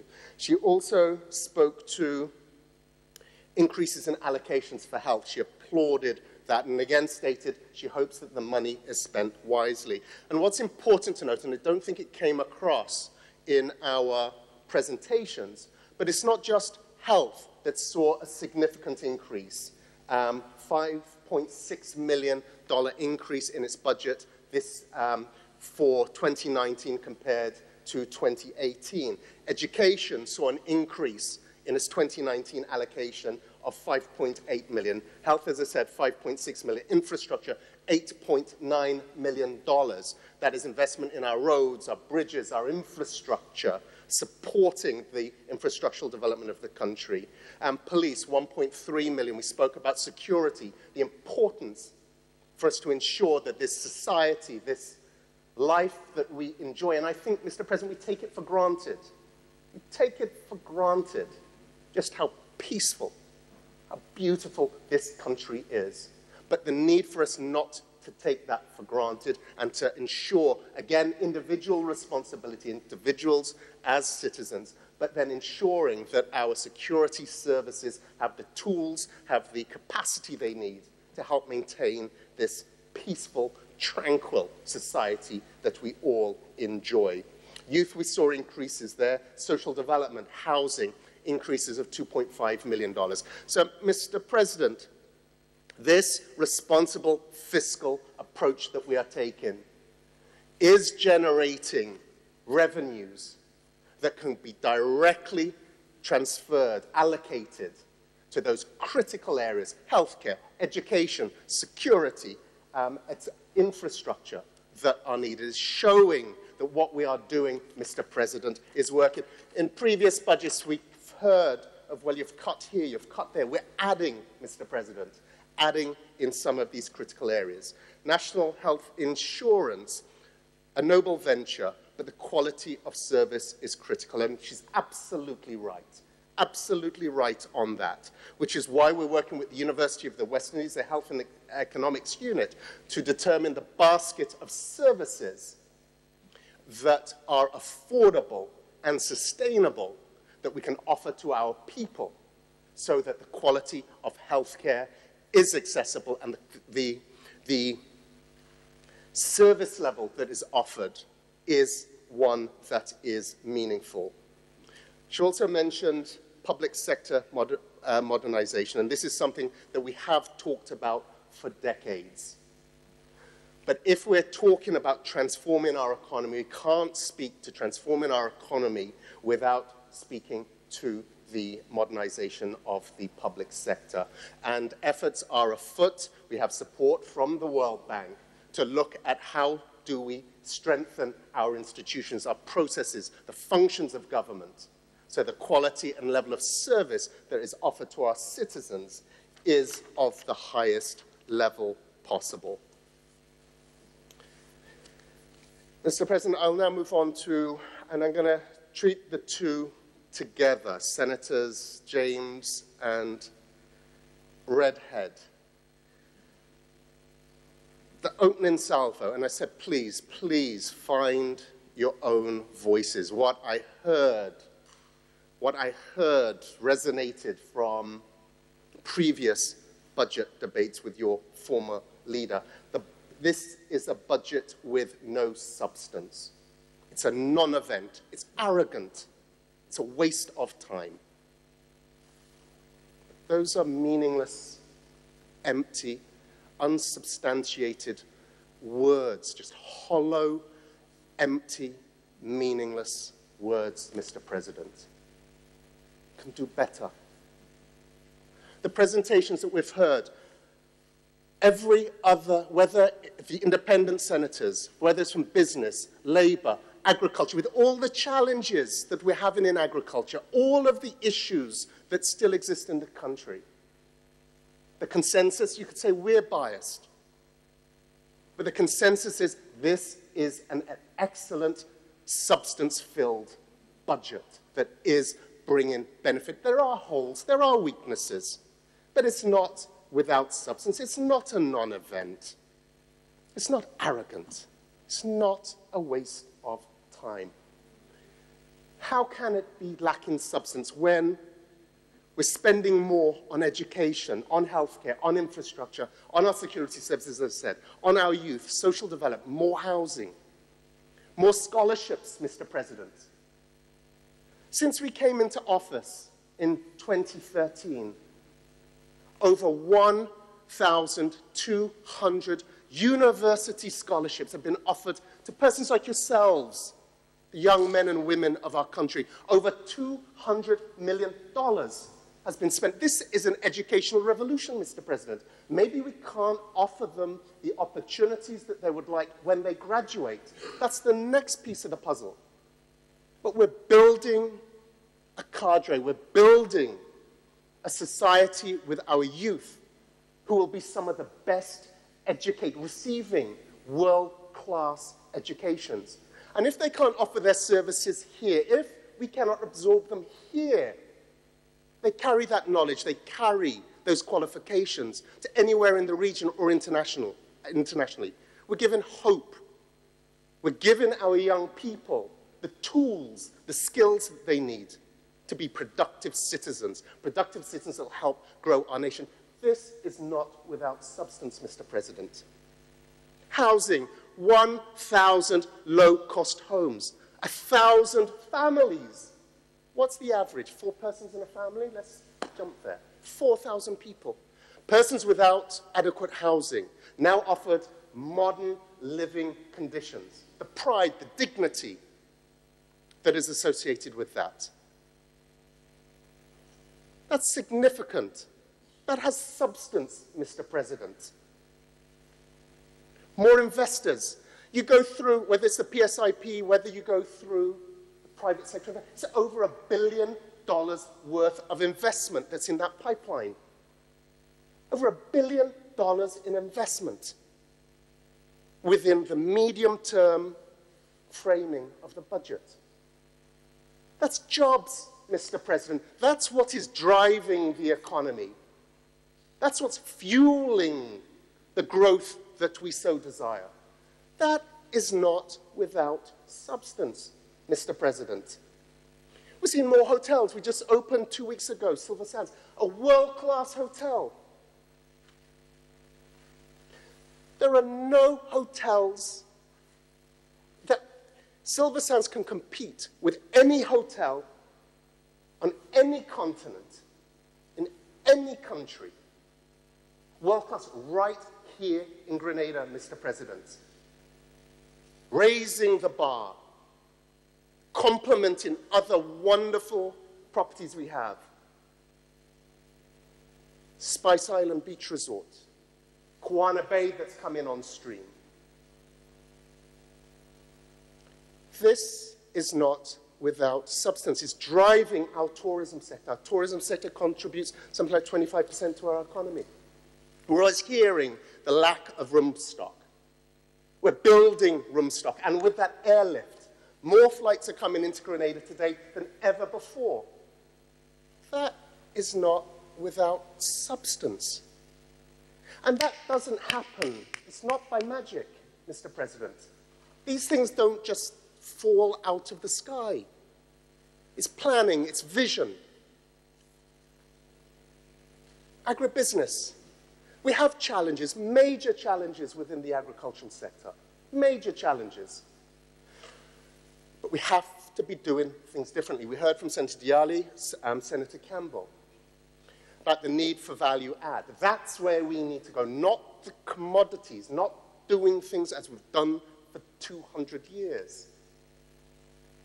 And we have, whether it is CaneCo, millions of dollars invested, many jobs created, whether it's Aquanatural, Synergia, the Mount Plaisy project, it moves in the right direction. You look at the development of our cocoa sector. I think we have 5 or 6 independent chocolate producers now, adding value. Small steps. We can do a lot more, but we're moving in the right direction. This is not without substance, Mr. President. More roads, more infrastructure, spending more on that. We know the roads, the challenges in terms of repairing our roads. But we're doing it. More than happened.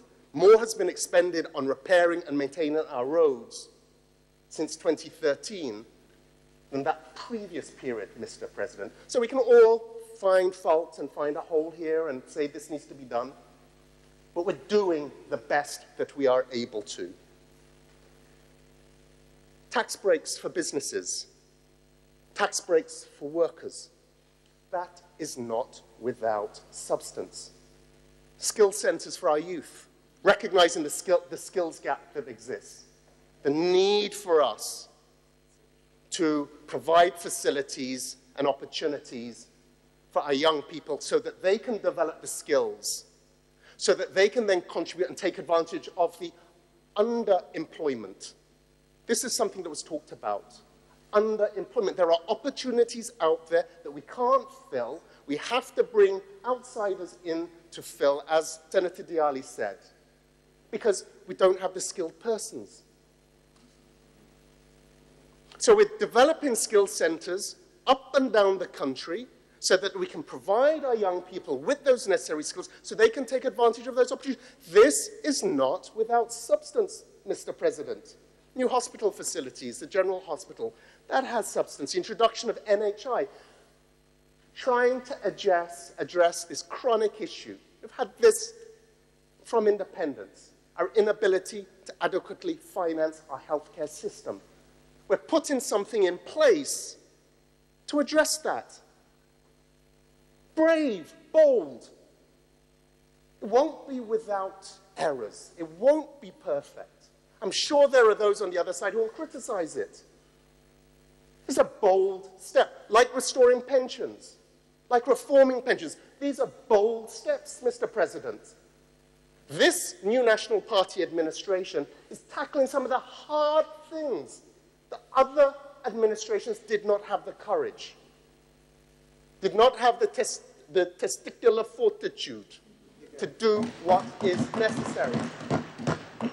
This administration is, but there are fallouts, there are disagreements, because we're doing difficult things.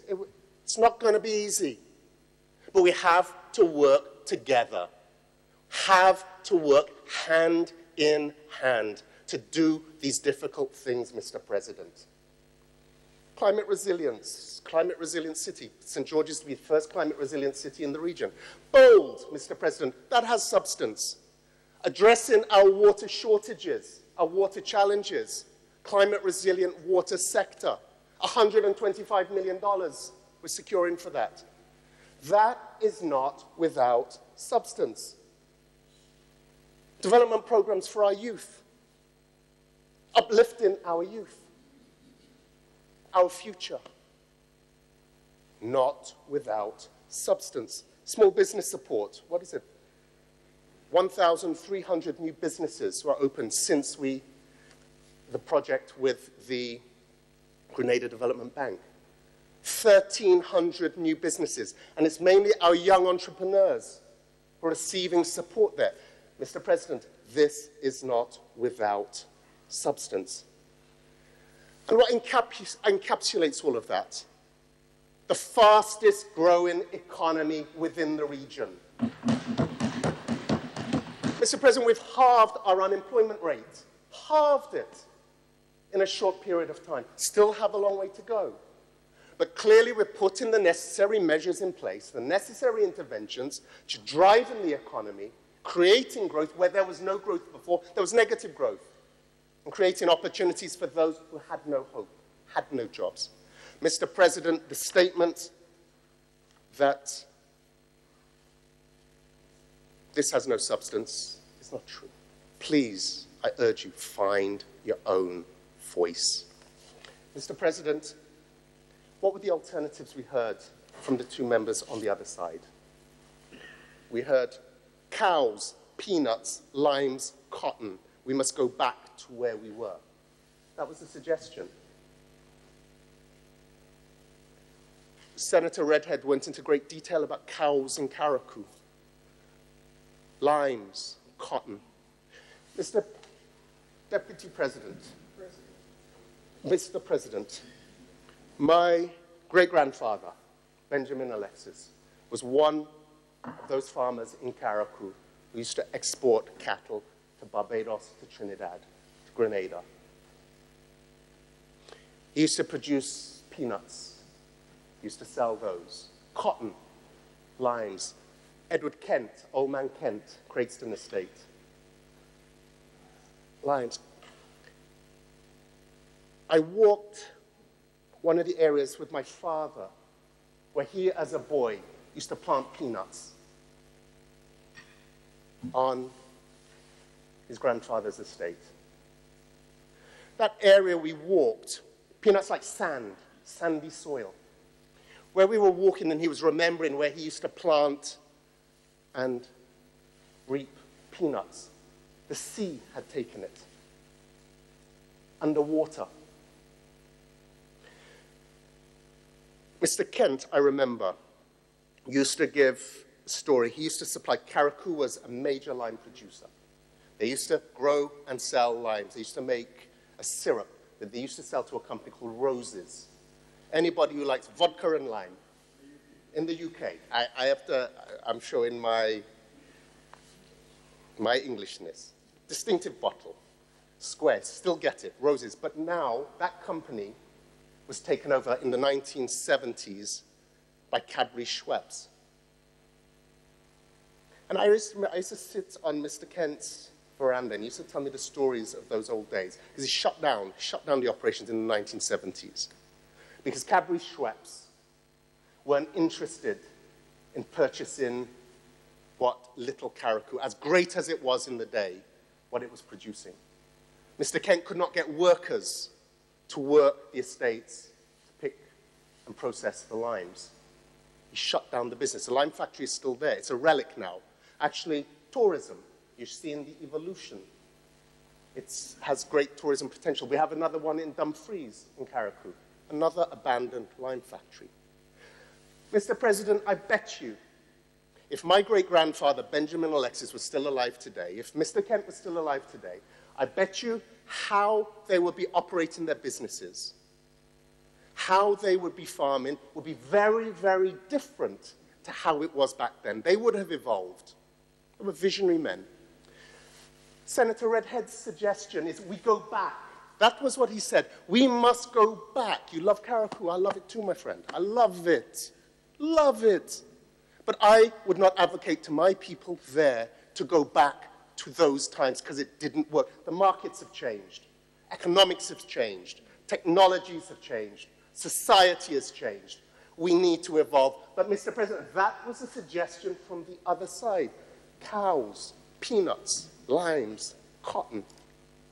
That will not transform our economy. My previous presentation, the hotels, the agro-processing, the investment in infrastructure, the attraction, creation of new industries. That is the future. And as a young man and woman, I would expect some brighter ideas.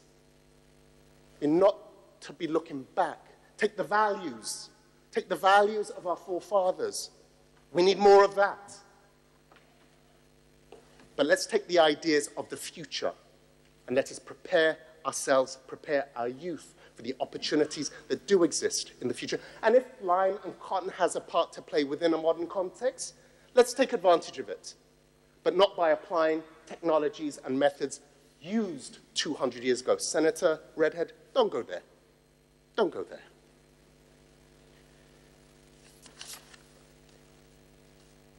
We're also told, again, the budget has no substance. Mr. President, never before has a budget that's been presented in Grenada's parliament been so well prepared.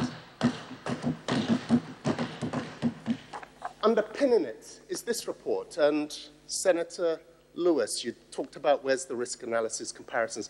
It's in this smaller booklet, Mr. President. A medium-term fiscal framework, compliance statement on performance. We're comparing how we did in last year or the year before, how we're doing now, how we're doing our plans for the next period.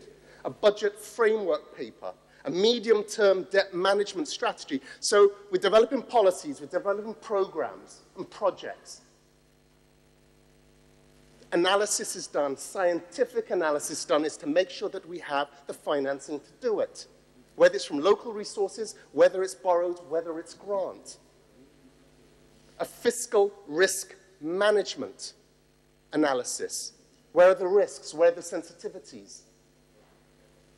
Mr. President, never before have we gone into this level of depth and analysis in the development of a budget for our people of Grenada, Carriacou, and Petite Martinique. And then framing that is a medium-term agenda which sets out the priority projects, the interventions that are going to provide us with the stimulation that we need to drive our economy. Never before has so much work been put into the development of a budget. And it was submitted on time, not 5 months late, as we saw previous ministers of finance. Coming to Parliament 5 months late.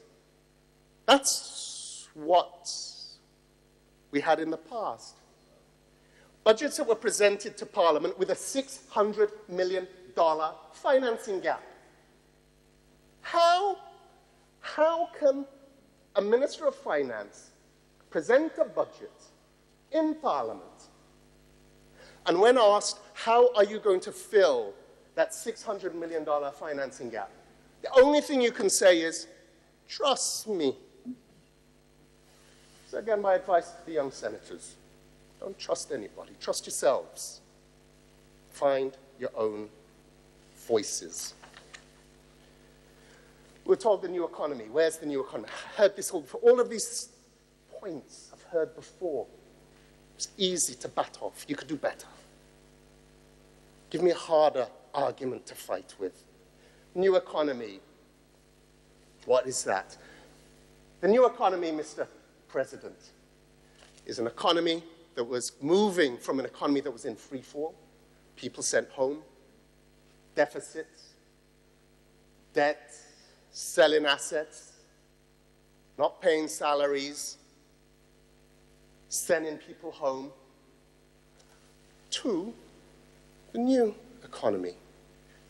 Record growth. Highest levels of employment in a decade. Surpluses, and we kind of feel embarrassed to say surplus now, because where is going to be the pull on those resources? Investor confidence high. Economic activity. We're not perfect. We're not perfect. There are holes. But we're moving in the right direction. Mr. President, why is it? Why is it from the Bahamas down to Trinidad, prime ministers, governments, other countries are applauding Grenada for what it has achieved over these last 5 years? They wish they could do what we are doing. The international community, the World Bank, the IMF, European Union, Caribbean Development Bank, other international institutions are telling us we're doing a phenomenal job. We are the gold standard for development within the region. Yet, it is only those with a political bias here at home, when they should be putting their shoulder to the wheel. Project Grenada. But all they seek to do is pull us down. Everyone else sees the value and the benefit, but we're told no substance, waste of time. I don't think so, Mr. President. I don't think so.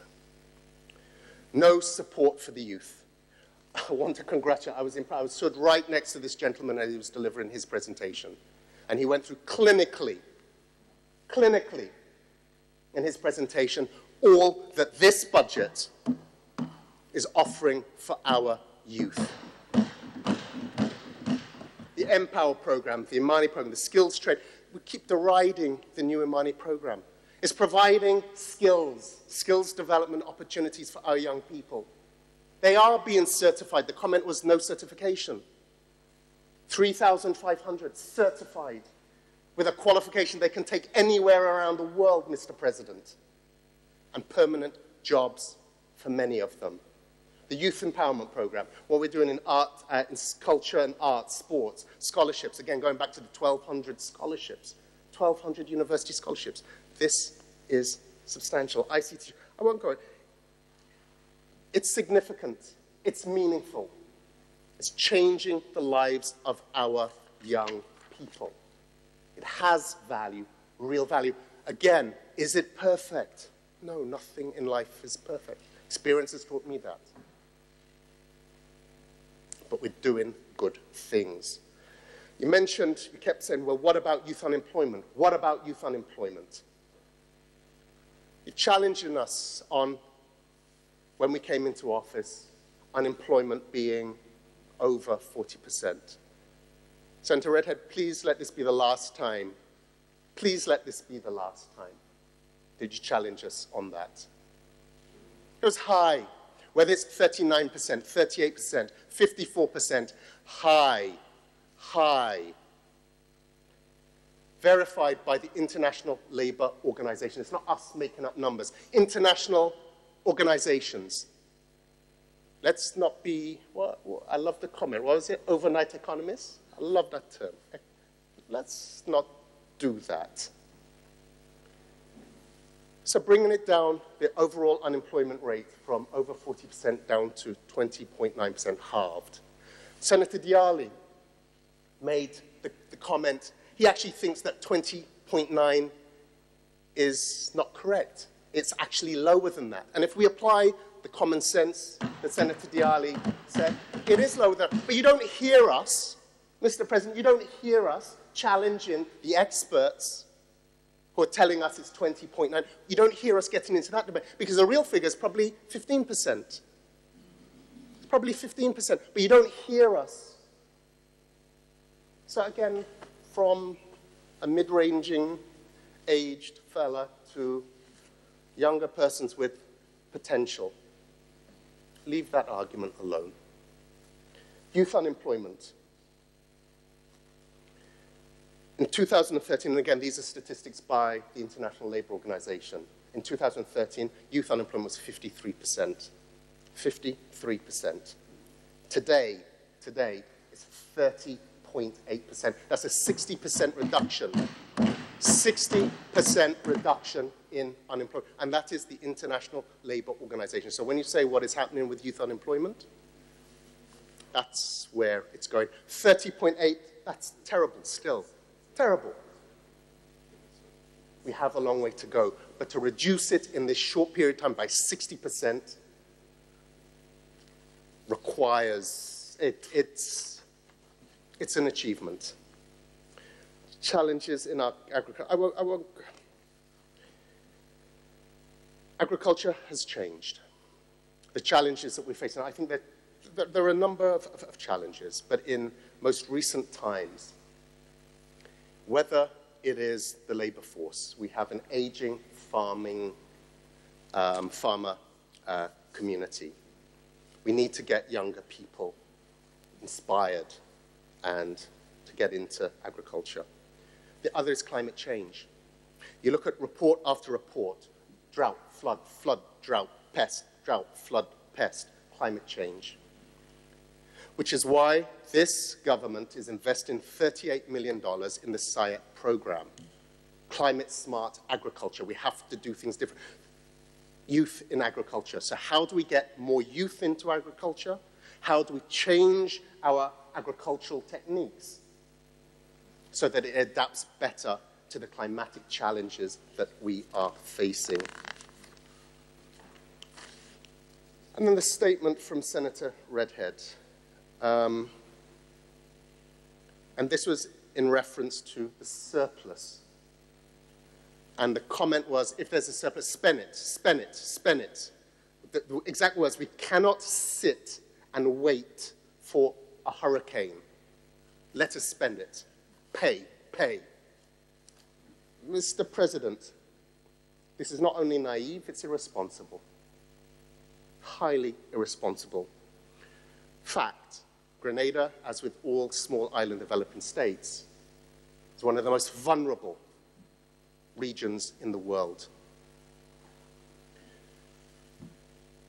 Vulnerable climatically, vulnerable financially. We're very vulnerable to financial shocks. So when you can have a single event in a few hours, as with Hurricane Ivan, that could wipe out 200% of your GDP in a matter of hours, it's only common sense, responsible financial management to make sure that you have buffers. Two things. You build your infrastructure, you build that resilience, again, the theme of the budget. You build that infrastructural, fiscal, and social resilience into your people in good times. In good times. But you also create those buffers. What is it, 6%? We have a 6% surplus. Small. It's actually small. We think that's a lot of money, and we spend the money. And a great deal of it is grant. Can't spend that to pay salaries. That is why, Mr. President, the former NDC administration, where they spent what they didn't have. Unpaid claims, $110 million. Money they did not have. What was the monthly deficit? Spending $18 million a month more than they had, to a point where they had to sell assets to pay salaries. We've gone the other way. Very, very different philosophy. Very different. Build those buffers. Save for a rainy day. Spend intelligently. The surplus is for investment in the productive sectors. It's going to drive the economy, create opportunities, build greater resilience. So, Mr. President, that's not the way to go. And these overnight economists, Nasmatics, just think of where Nasmatics got Nas. Not very far. Find your own voices, please. Moving on to Senator Campbell and agriculture. As I said in my opening, very balanced, very sobering presentation. The challenges are well known. And I will make an offer, and I'll put this on record, and I made the same offer to the former senator who was sat in that position. Help us. Work with us. We know there are challenges within the Ministry of Agriculture. They're putting measures in place to address a lot of the chronic issues that are there. But I believe the agricultural fisheries representative in the Senate has a critical role to be a bridge between government, between the ministry, and our farmers and fisher folk. And I set out that offer to partner with us. Use your knowledge, use your expertise. Let us, what was it? Sisyphus. I need to Google that when I have the time. But how can we break Sisyphus's curse? How can we work together to push that boulder up the mountain to the very top where we know we need to be and we can be? Mr. President, I could go through his presentation. It'll probably take me an hour to go through your presentation alone. So just go, you talk about land use issues, the amount of agricultural lands that we are losing. Land use policy, we need, that is in play, that will come into force in 2019.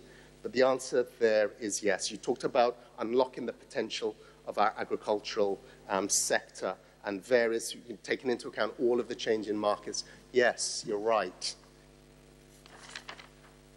Talk about the importance of the poultry policy. We need to make sure that that is implemented properly. Yes, you're right. Talk about succession planning within the ministry, and I'll come and speak to that specifically. Yes, you're right. Our functionally literate farmers and fishers, how much we can learn from them. Yes, you're right. Help us to make that bridge. We need to listen more.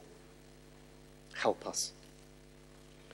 Talked about training, and I'll speak specifically to training in a minute. The merging of the Nutmeg and Cocoa Association, Senator Diali raised that as well. I think we've been dragging our feet on this. We've had the consultants, we have reports, we have studies, we have had consultations. It's there. We need to accelerate that. Yes, you're right. Farm feeder roads. You made the comment, you're not going to get a young man or woman carrying a bag of cocoa or nutmeg down a dirt track, walk 2 miles, find donkey, whatever it may be. Which is why we're investing $102 million in our farm feed roads to create access in those agriculturally rich areas. Pre-deal larceny. I'll speak to that specifically. So capacity building. So to all of the points that you raise, Senator Campbell, yes. Measures are being put in place. I know the minister works tirelessly. Government works tirelessly. Officers within the ministry. But yes, we can do better. We need greater support.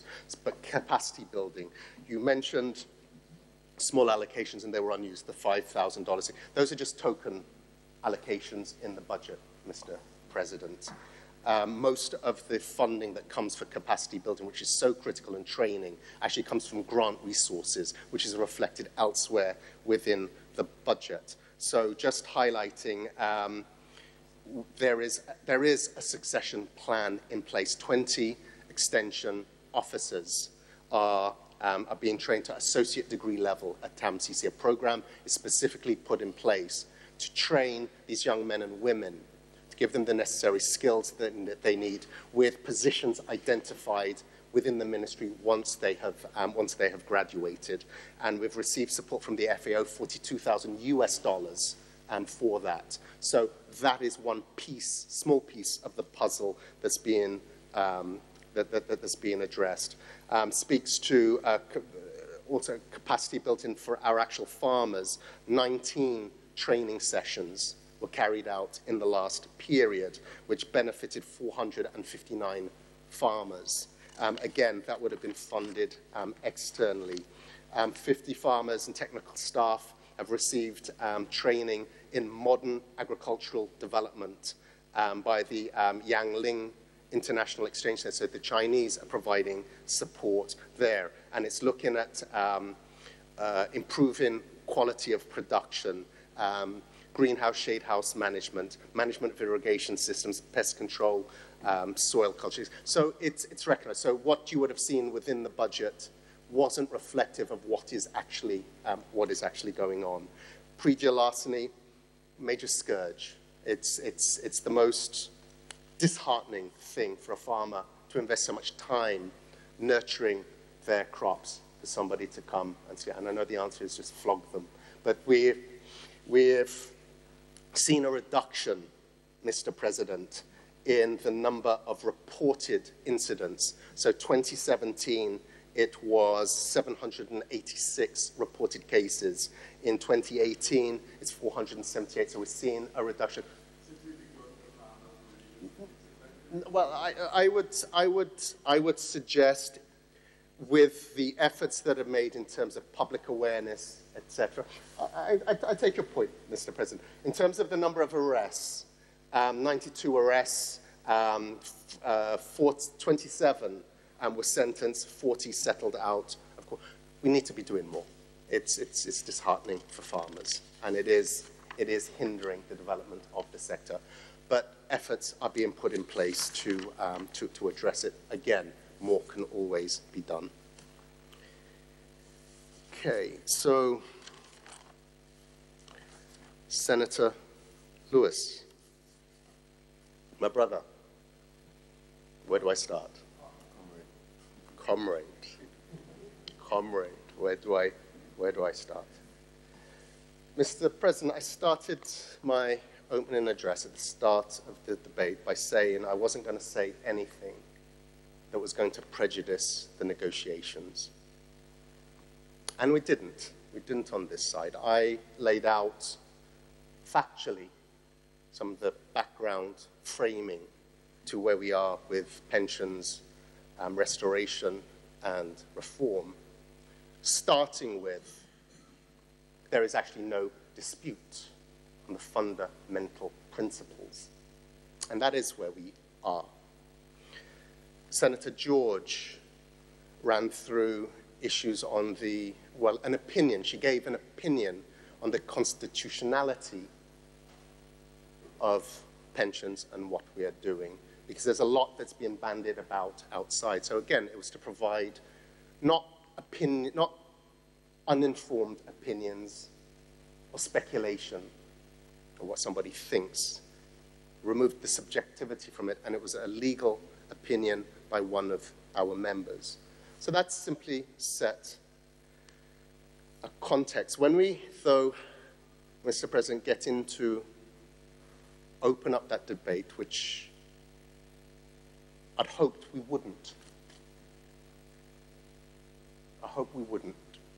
This House, this is not the negotiating table. Time has been set aside, a place has been set aside for those discussions. It's not here. So when I heard Senator Lewis's presentation, he said, she said, he said, I don't think that was appropriate, not for this place. For the statement to be said when negotiations and a protocol has been established as to how persons would conduct themselves, statements that the offer that's been put on the table is worse than the original offer. That's an inflammatory statement, Mr. President. It's also inappropriate. It's inappropriate for this place. Time and a place has been set aside for that discussion. And Mr. President, let's keep our children out of this. Please, please, let's leave our children out of this. My son sits his CXCs in this current period. I see him sweating, burning the midnight oil, working on his SBAs. That's his hopes, that's his dream. Shares with me his ambitions, what he wants to do. He wants to go to SGU, he wants to study this. And you're hearing the hopes and dreams of a young man trying to make his way in life, as with thousands of other boys and girls at this time. And the sacrifice they're making, the sacrifices parents are making on behalf of their children. And we're hearing that teachers don't working to rule aren't going to mark those SBAs. Some of these students are distraught. They're questioning, why am I doing this? Send SBAs to the ministry to mark. Mr. President, through you, Mr. President, Senator Lewis, let's leave our children out of this, please. And there is an opportunity tomorrow when negotiations recommence with big people, hardback people. Let's sort this out. Leave the children out of this.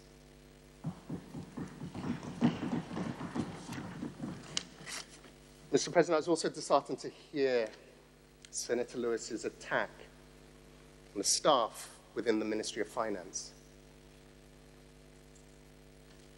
questioning their honesty, their trustworthiness as they do the various computations behind the figures for the pension and the various calculations, the hard work, the dedication of these men and women. They are burning the midnight oil, day in, day out, trying to find a resolution, trying to provide the evidence, the financial analysis. The financial analysis, they should have been there in the beginning to inform our decision-making process. How can you have a process that excludes finance, excludes the lawyers? There are legal implications to this. There are financial implications to this. So however well-meaning that original discussion was, has to involve finance. And these young men and women are crunching the numbers to provide that evidence so that whatever decision is made in terms of reforming our pension system, which provides a benefit to public workers that was withheld from them for the last 35 years. 35 years, everyone afraid to deal with this. Everyone, except us, now. But it has to be informed by those numbers. So, to throw words and to imply that they're being less than professional is disingenuous and uncalled for. They, again, through you, Mr. President, they are your members too. They're your members too. Why single them out? It's not fair. It's not just. It's not right. Again, just going back to the point about the role of finance and the role of legal. Our political leader always reminds us, anytime that we have a decision to make. So there are three elements you must always factor in. The political, number one. The financial, third is the legal. And the three have to go hand in hand. You can't have a discussion solely revolves around one element. So the work of the Ministry of Finance, the analysis they're doing, the evidence that they're providing, must, Mr. President, must inform the decision. Otherwise, we will cripple this country. We can't afford to do this. So, Mr. President, moving on, a couple of points I wanted to correct in Senator Lewis's presentation. With regards to the fiscal responsibility law, he stated that the cap was only on salaries, so this 9% cap. And the inference was that this law discriminates against workers. It's not, so this is the correction. It does not. So for the record, there are two caps, not one, two. One is on salaries and emoluments, 9%. There is a second one, primary expenditure, 2%. I think after debt, I think salaries is the highest, or salaries may be the highest expenditure in government. But both. So first of all, there are two caps, not one. And it speaks to all of government spending. That's actually what it speaks to, all of government, whether it's salaries, whether it is projects, whether it's whatever it may be, it's everything. But it's linked to GDP, it's linked to productivity. It's a ratio. So the more the economy grows, the more fiscal space is created. The more fiscal space that's created is the more money that can be spent on salaries, be spent on other public expenditure.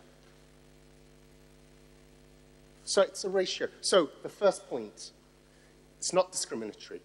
It's across the board, all elements.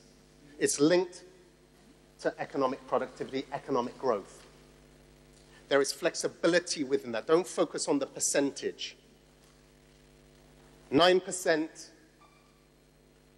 of 100 compared to 9% of 200. The net result is very, very different. So this is all about putting measures in place that means we live within our means. This is how it should be. This is how you're supposed to manage your household. This is how you manage a business. This, Mr. President, is how you manage a government. It's not discriminatory. It is not salaries alone. Mr. President, I'll move on in Senator Lewis's presentation. Republic Bank takeover of Scotia. I think Senator Diali outlined things very well. But the direction Senator Lewis came from is pelting stones at the Prime Minister. Pelting some stones at the Prime Minister, and again, that's unfair. The Prime Minister is the chairman of the Eastern Caribbean Central Bank Monetary Committee. He's a chairman. So when he speaks on this matter, he speaks first and foremost as chairman of that monetary committee. He doesn't have the luxury of some of us to speak wildly and throw words. He can't do that. Whatever he says on this matter must be measured, must be calculated. He's not speaking for himself. Mr. President, the comment was about the Prime Minister not expressing concern or not being concerned about the security of Grenadian workers. And nothing could be further from the truth. Just for the record, the central bank has met with Republic Bank. Discussions have started, and assurances have been given that there will be no job losses, certainly for a given period. I'll come on to that. So in the first instance, and these are just the start of discussions, there are many regulatory hurdles that parties have to jump through before this relationship, before this deal is consummated. They have a long road to go down. There'll be an opportunity for all of the sensitivities, because the sensitivities go beyond just redundancies. It goes far beyond that. So there is a long road ahead. This thing has just been announced. So any statement based on the initial assurance that's been given, initial, a lengthy regulatory process that needs to take place, the meeting that takes place tomorrow of the Monetary Council to have a formal discussion on this. For our Prime Minister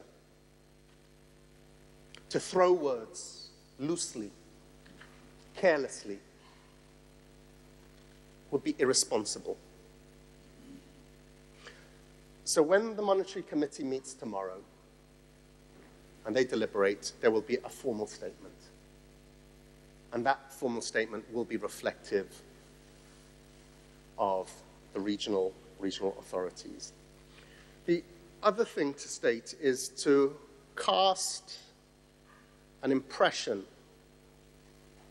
that our Prime Minister is not worker-friendly could not be further from the truth.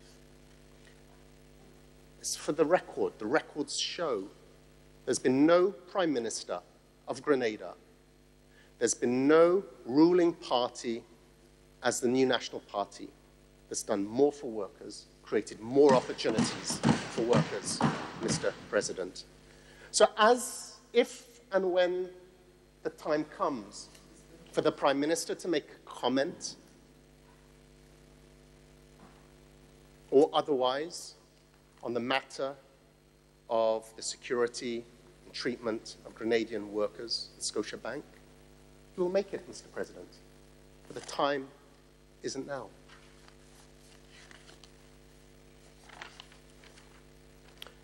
The comment about budgetary allocation for special projects, comment about breaking rules because you've seen actuals versus budget. Actuals are twice what the budgeted figures were for special projects in the Prime Minister's ministry. No rules are broken, Mr. President. What the entry in that thick document would have shown, there was a supplemental midway in the year. So you can only you cannot spend more than the budget. You just can't. That would be breaking the law. The only way that you can do that is through supplementary appropriation bill, which we passed right here. So that extra money that you saw, you helped pass. I think it was in July. So there's no infringement there, Mr. President. I'd like to address a matter that's been bandied about outside right now, and that speaks to members of Parliament and ministers' salaries. And it's being bandied about that the Prime Minister is going to raise salaries. That's what people are saying. I need to be very, very clear where we are with this. And the statements that continually, formal statements made, is that government has commissioned a report that will review salaries of MPs and ministers to make an independent recommendations. We know why. Statements have been made. Ministers, MPs haven't received salary increases for 20 years, however many years that is. So a commission has been established. It's headed by Henry Joseph. I don't think anybody could say that this is not an independent committee. And we know that in January, and it's here in the budget, that civil servants will get increases come the new year. The report has been submitted to the Prime Minister. None of us are qualified to second guess what he's going to do with that report. He may choose to follow the recommendations of that report. He may choose to ignore it. He may choose to do something else with it. Let us not second guess. Let us not second guess what the Prime Minister will do with that report, whether he does something, he doesn't do something. The amount of reports that are circulated, commissioned, nothing. Let's see. But let us not second guess. Senator Humphrey, I have this in this section, but I think it should have been another section. But I just wanted to, within the context, we're talking about regional organizations, it's to congratulate you, Mr. President, on your appointment to the Regional Advisory Committee on their Economic Growth and Development Committee. And I just wanted to just add a context. This isn't a local appointment. This came out of the CARICOM Heads of Government meeting that took place this week. The recommendation actually came from the chair of CARICOM, Prime Minister Motley of Barbados.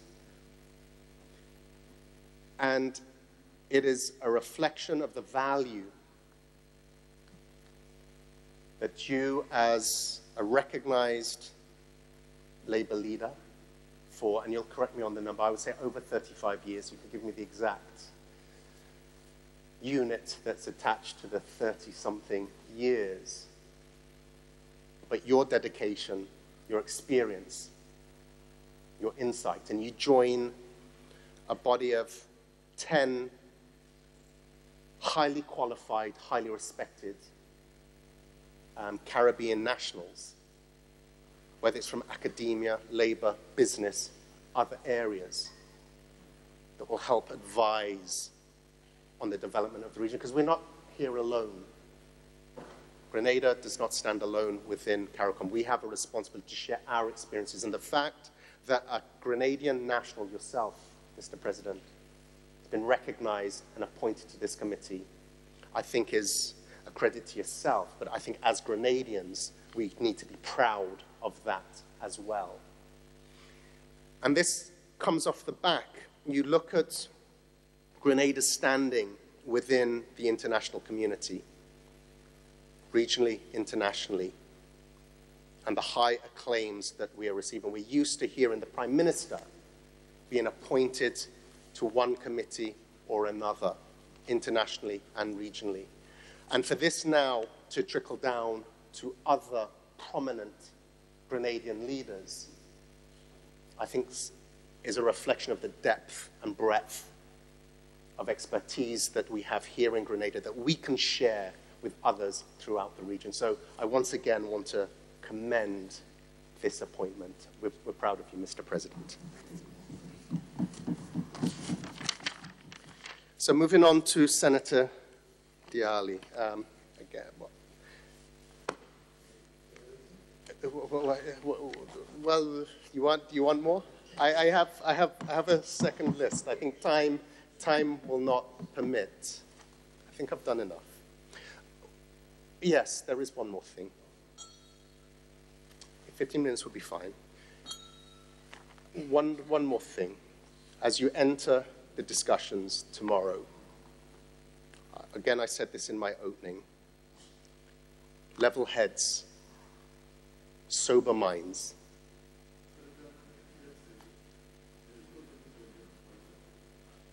Well, I hear the clerk giving me a little. No, I'll be fine. I'll be fine. We're getting there. Are you enjoying this so much?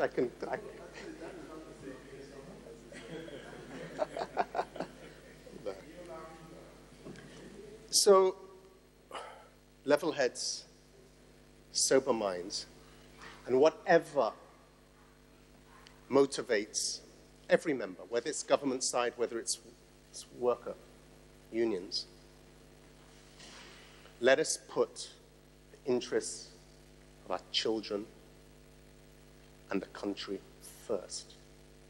Let us ensure that whatever we conclude is genuinely in the best interest of the country. We're not saddled with something that 10 years down the road is going to be my son, our children, or grandchildren having to suffer the burden of what may be a popular decision today. Let's do this thing properly, Mr. President. So, Senator Diali, again, you started off, and I'll continue along. Senator Lewis. This issue of withdrawal of labour and pay, I think Senator Diali put it in very mature and balanced terms. You have the right. It is your fundamental right to withdraw labour. but likewise as the employer, it is our fundamental right to withhold pay for non-delivery of service. So we're both within our rights there. So we should not be clouding the issue. We should not be trying to fool people. Senator Garraway outlined well the case with the breweries, because I think we have selective memories. What was it, $500,000 was paid out by the unions for the salary of those workers who were on strike? That's how it's supposed to work, Mr. President. Exercise your right. But then you have to suffer the consequences. There should be provisions within the unions. You collect your dues to make provision for such action. And I think the notable point, in addition to fundamental rights, there's also due process. There's a process that's outlined for taking action, which involves the commissioner, involves the minister, involves arbitration, involves all those things. And when we short-circuit those things, we get ourselves into trouble. Mr. President, we get ourselves into trouble. So, once again, I just hope that tomorrow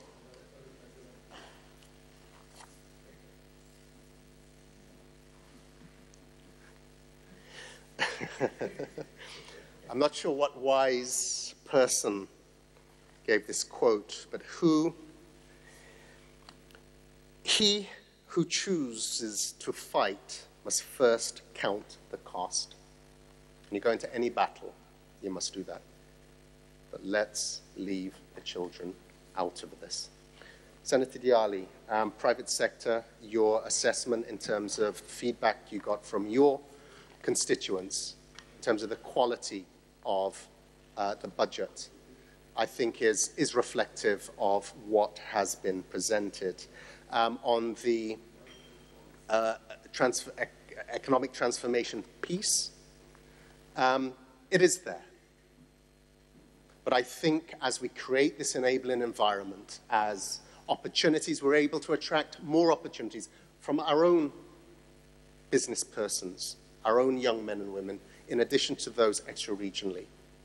I think we'll see those pieces come together, but we've created that framework. There is an incentive regime that is in place that is there to be able to stimulate and attract that level of investment. The moving away from hope to achieve, hope we do, hope, hope, hope. There is science behind this, Mr. President, and that is, again, outlined in this document. It is taken a very calculated, scientific approach. So we certainly do not want to move back to those days of old. The importance of skills training, again, critical. The issue of underemployment, the opportunities that do exist, and again, the implementation of the program to introduce these skills development centers, I think is a step in the right direction.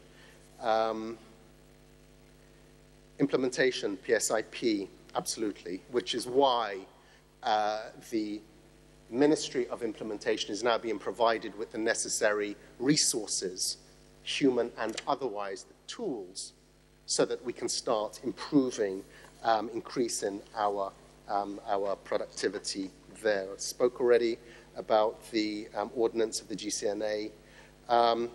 Hospital management is about people, absolutely.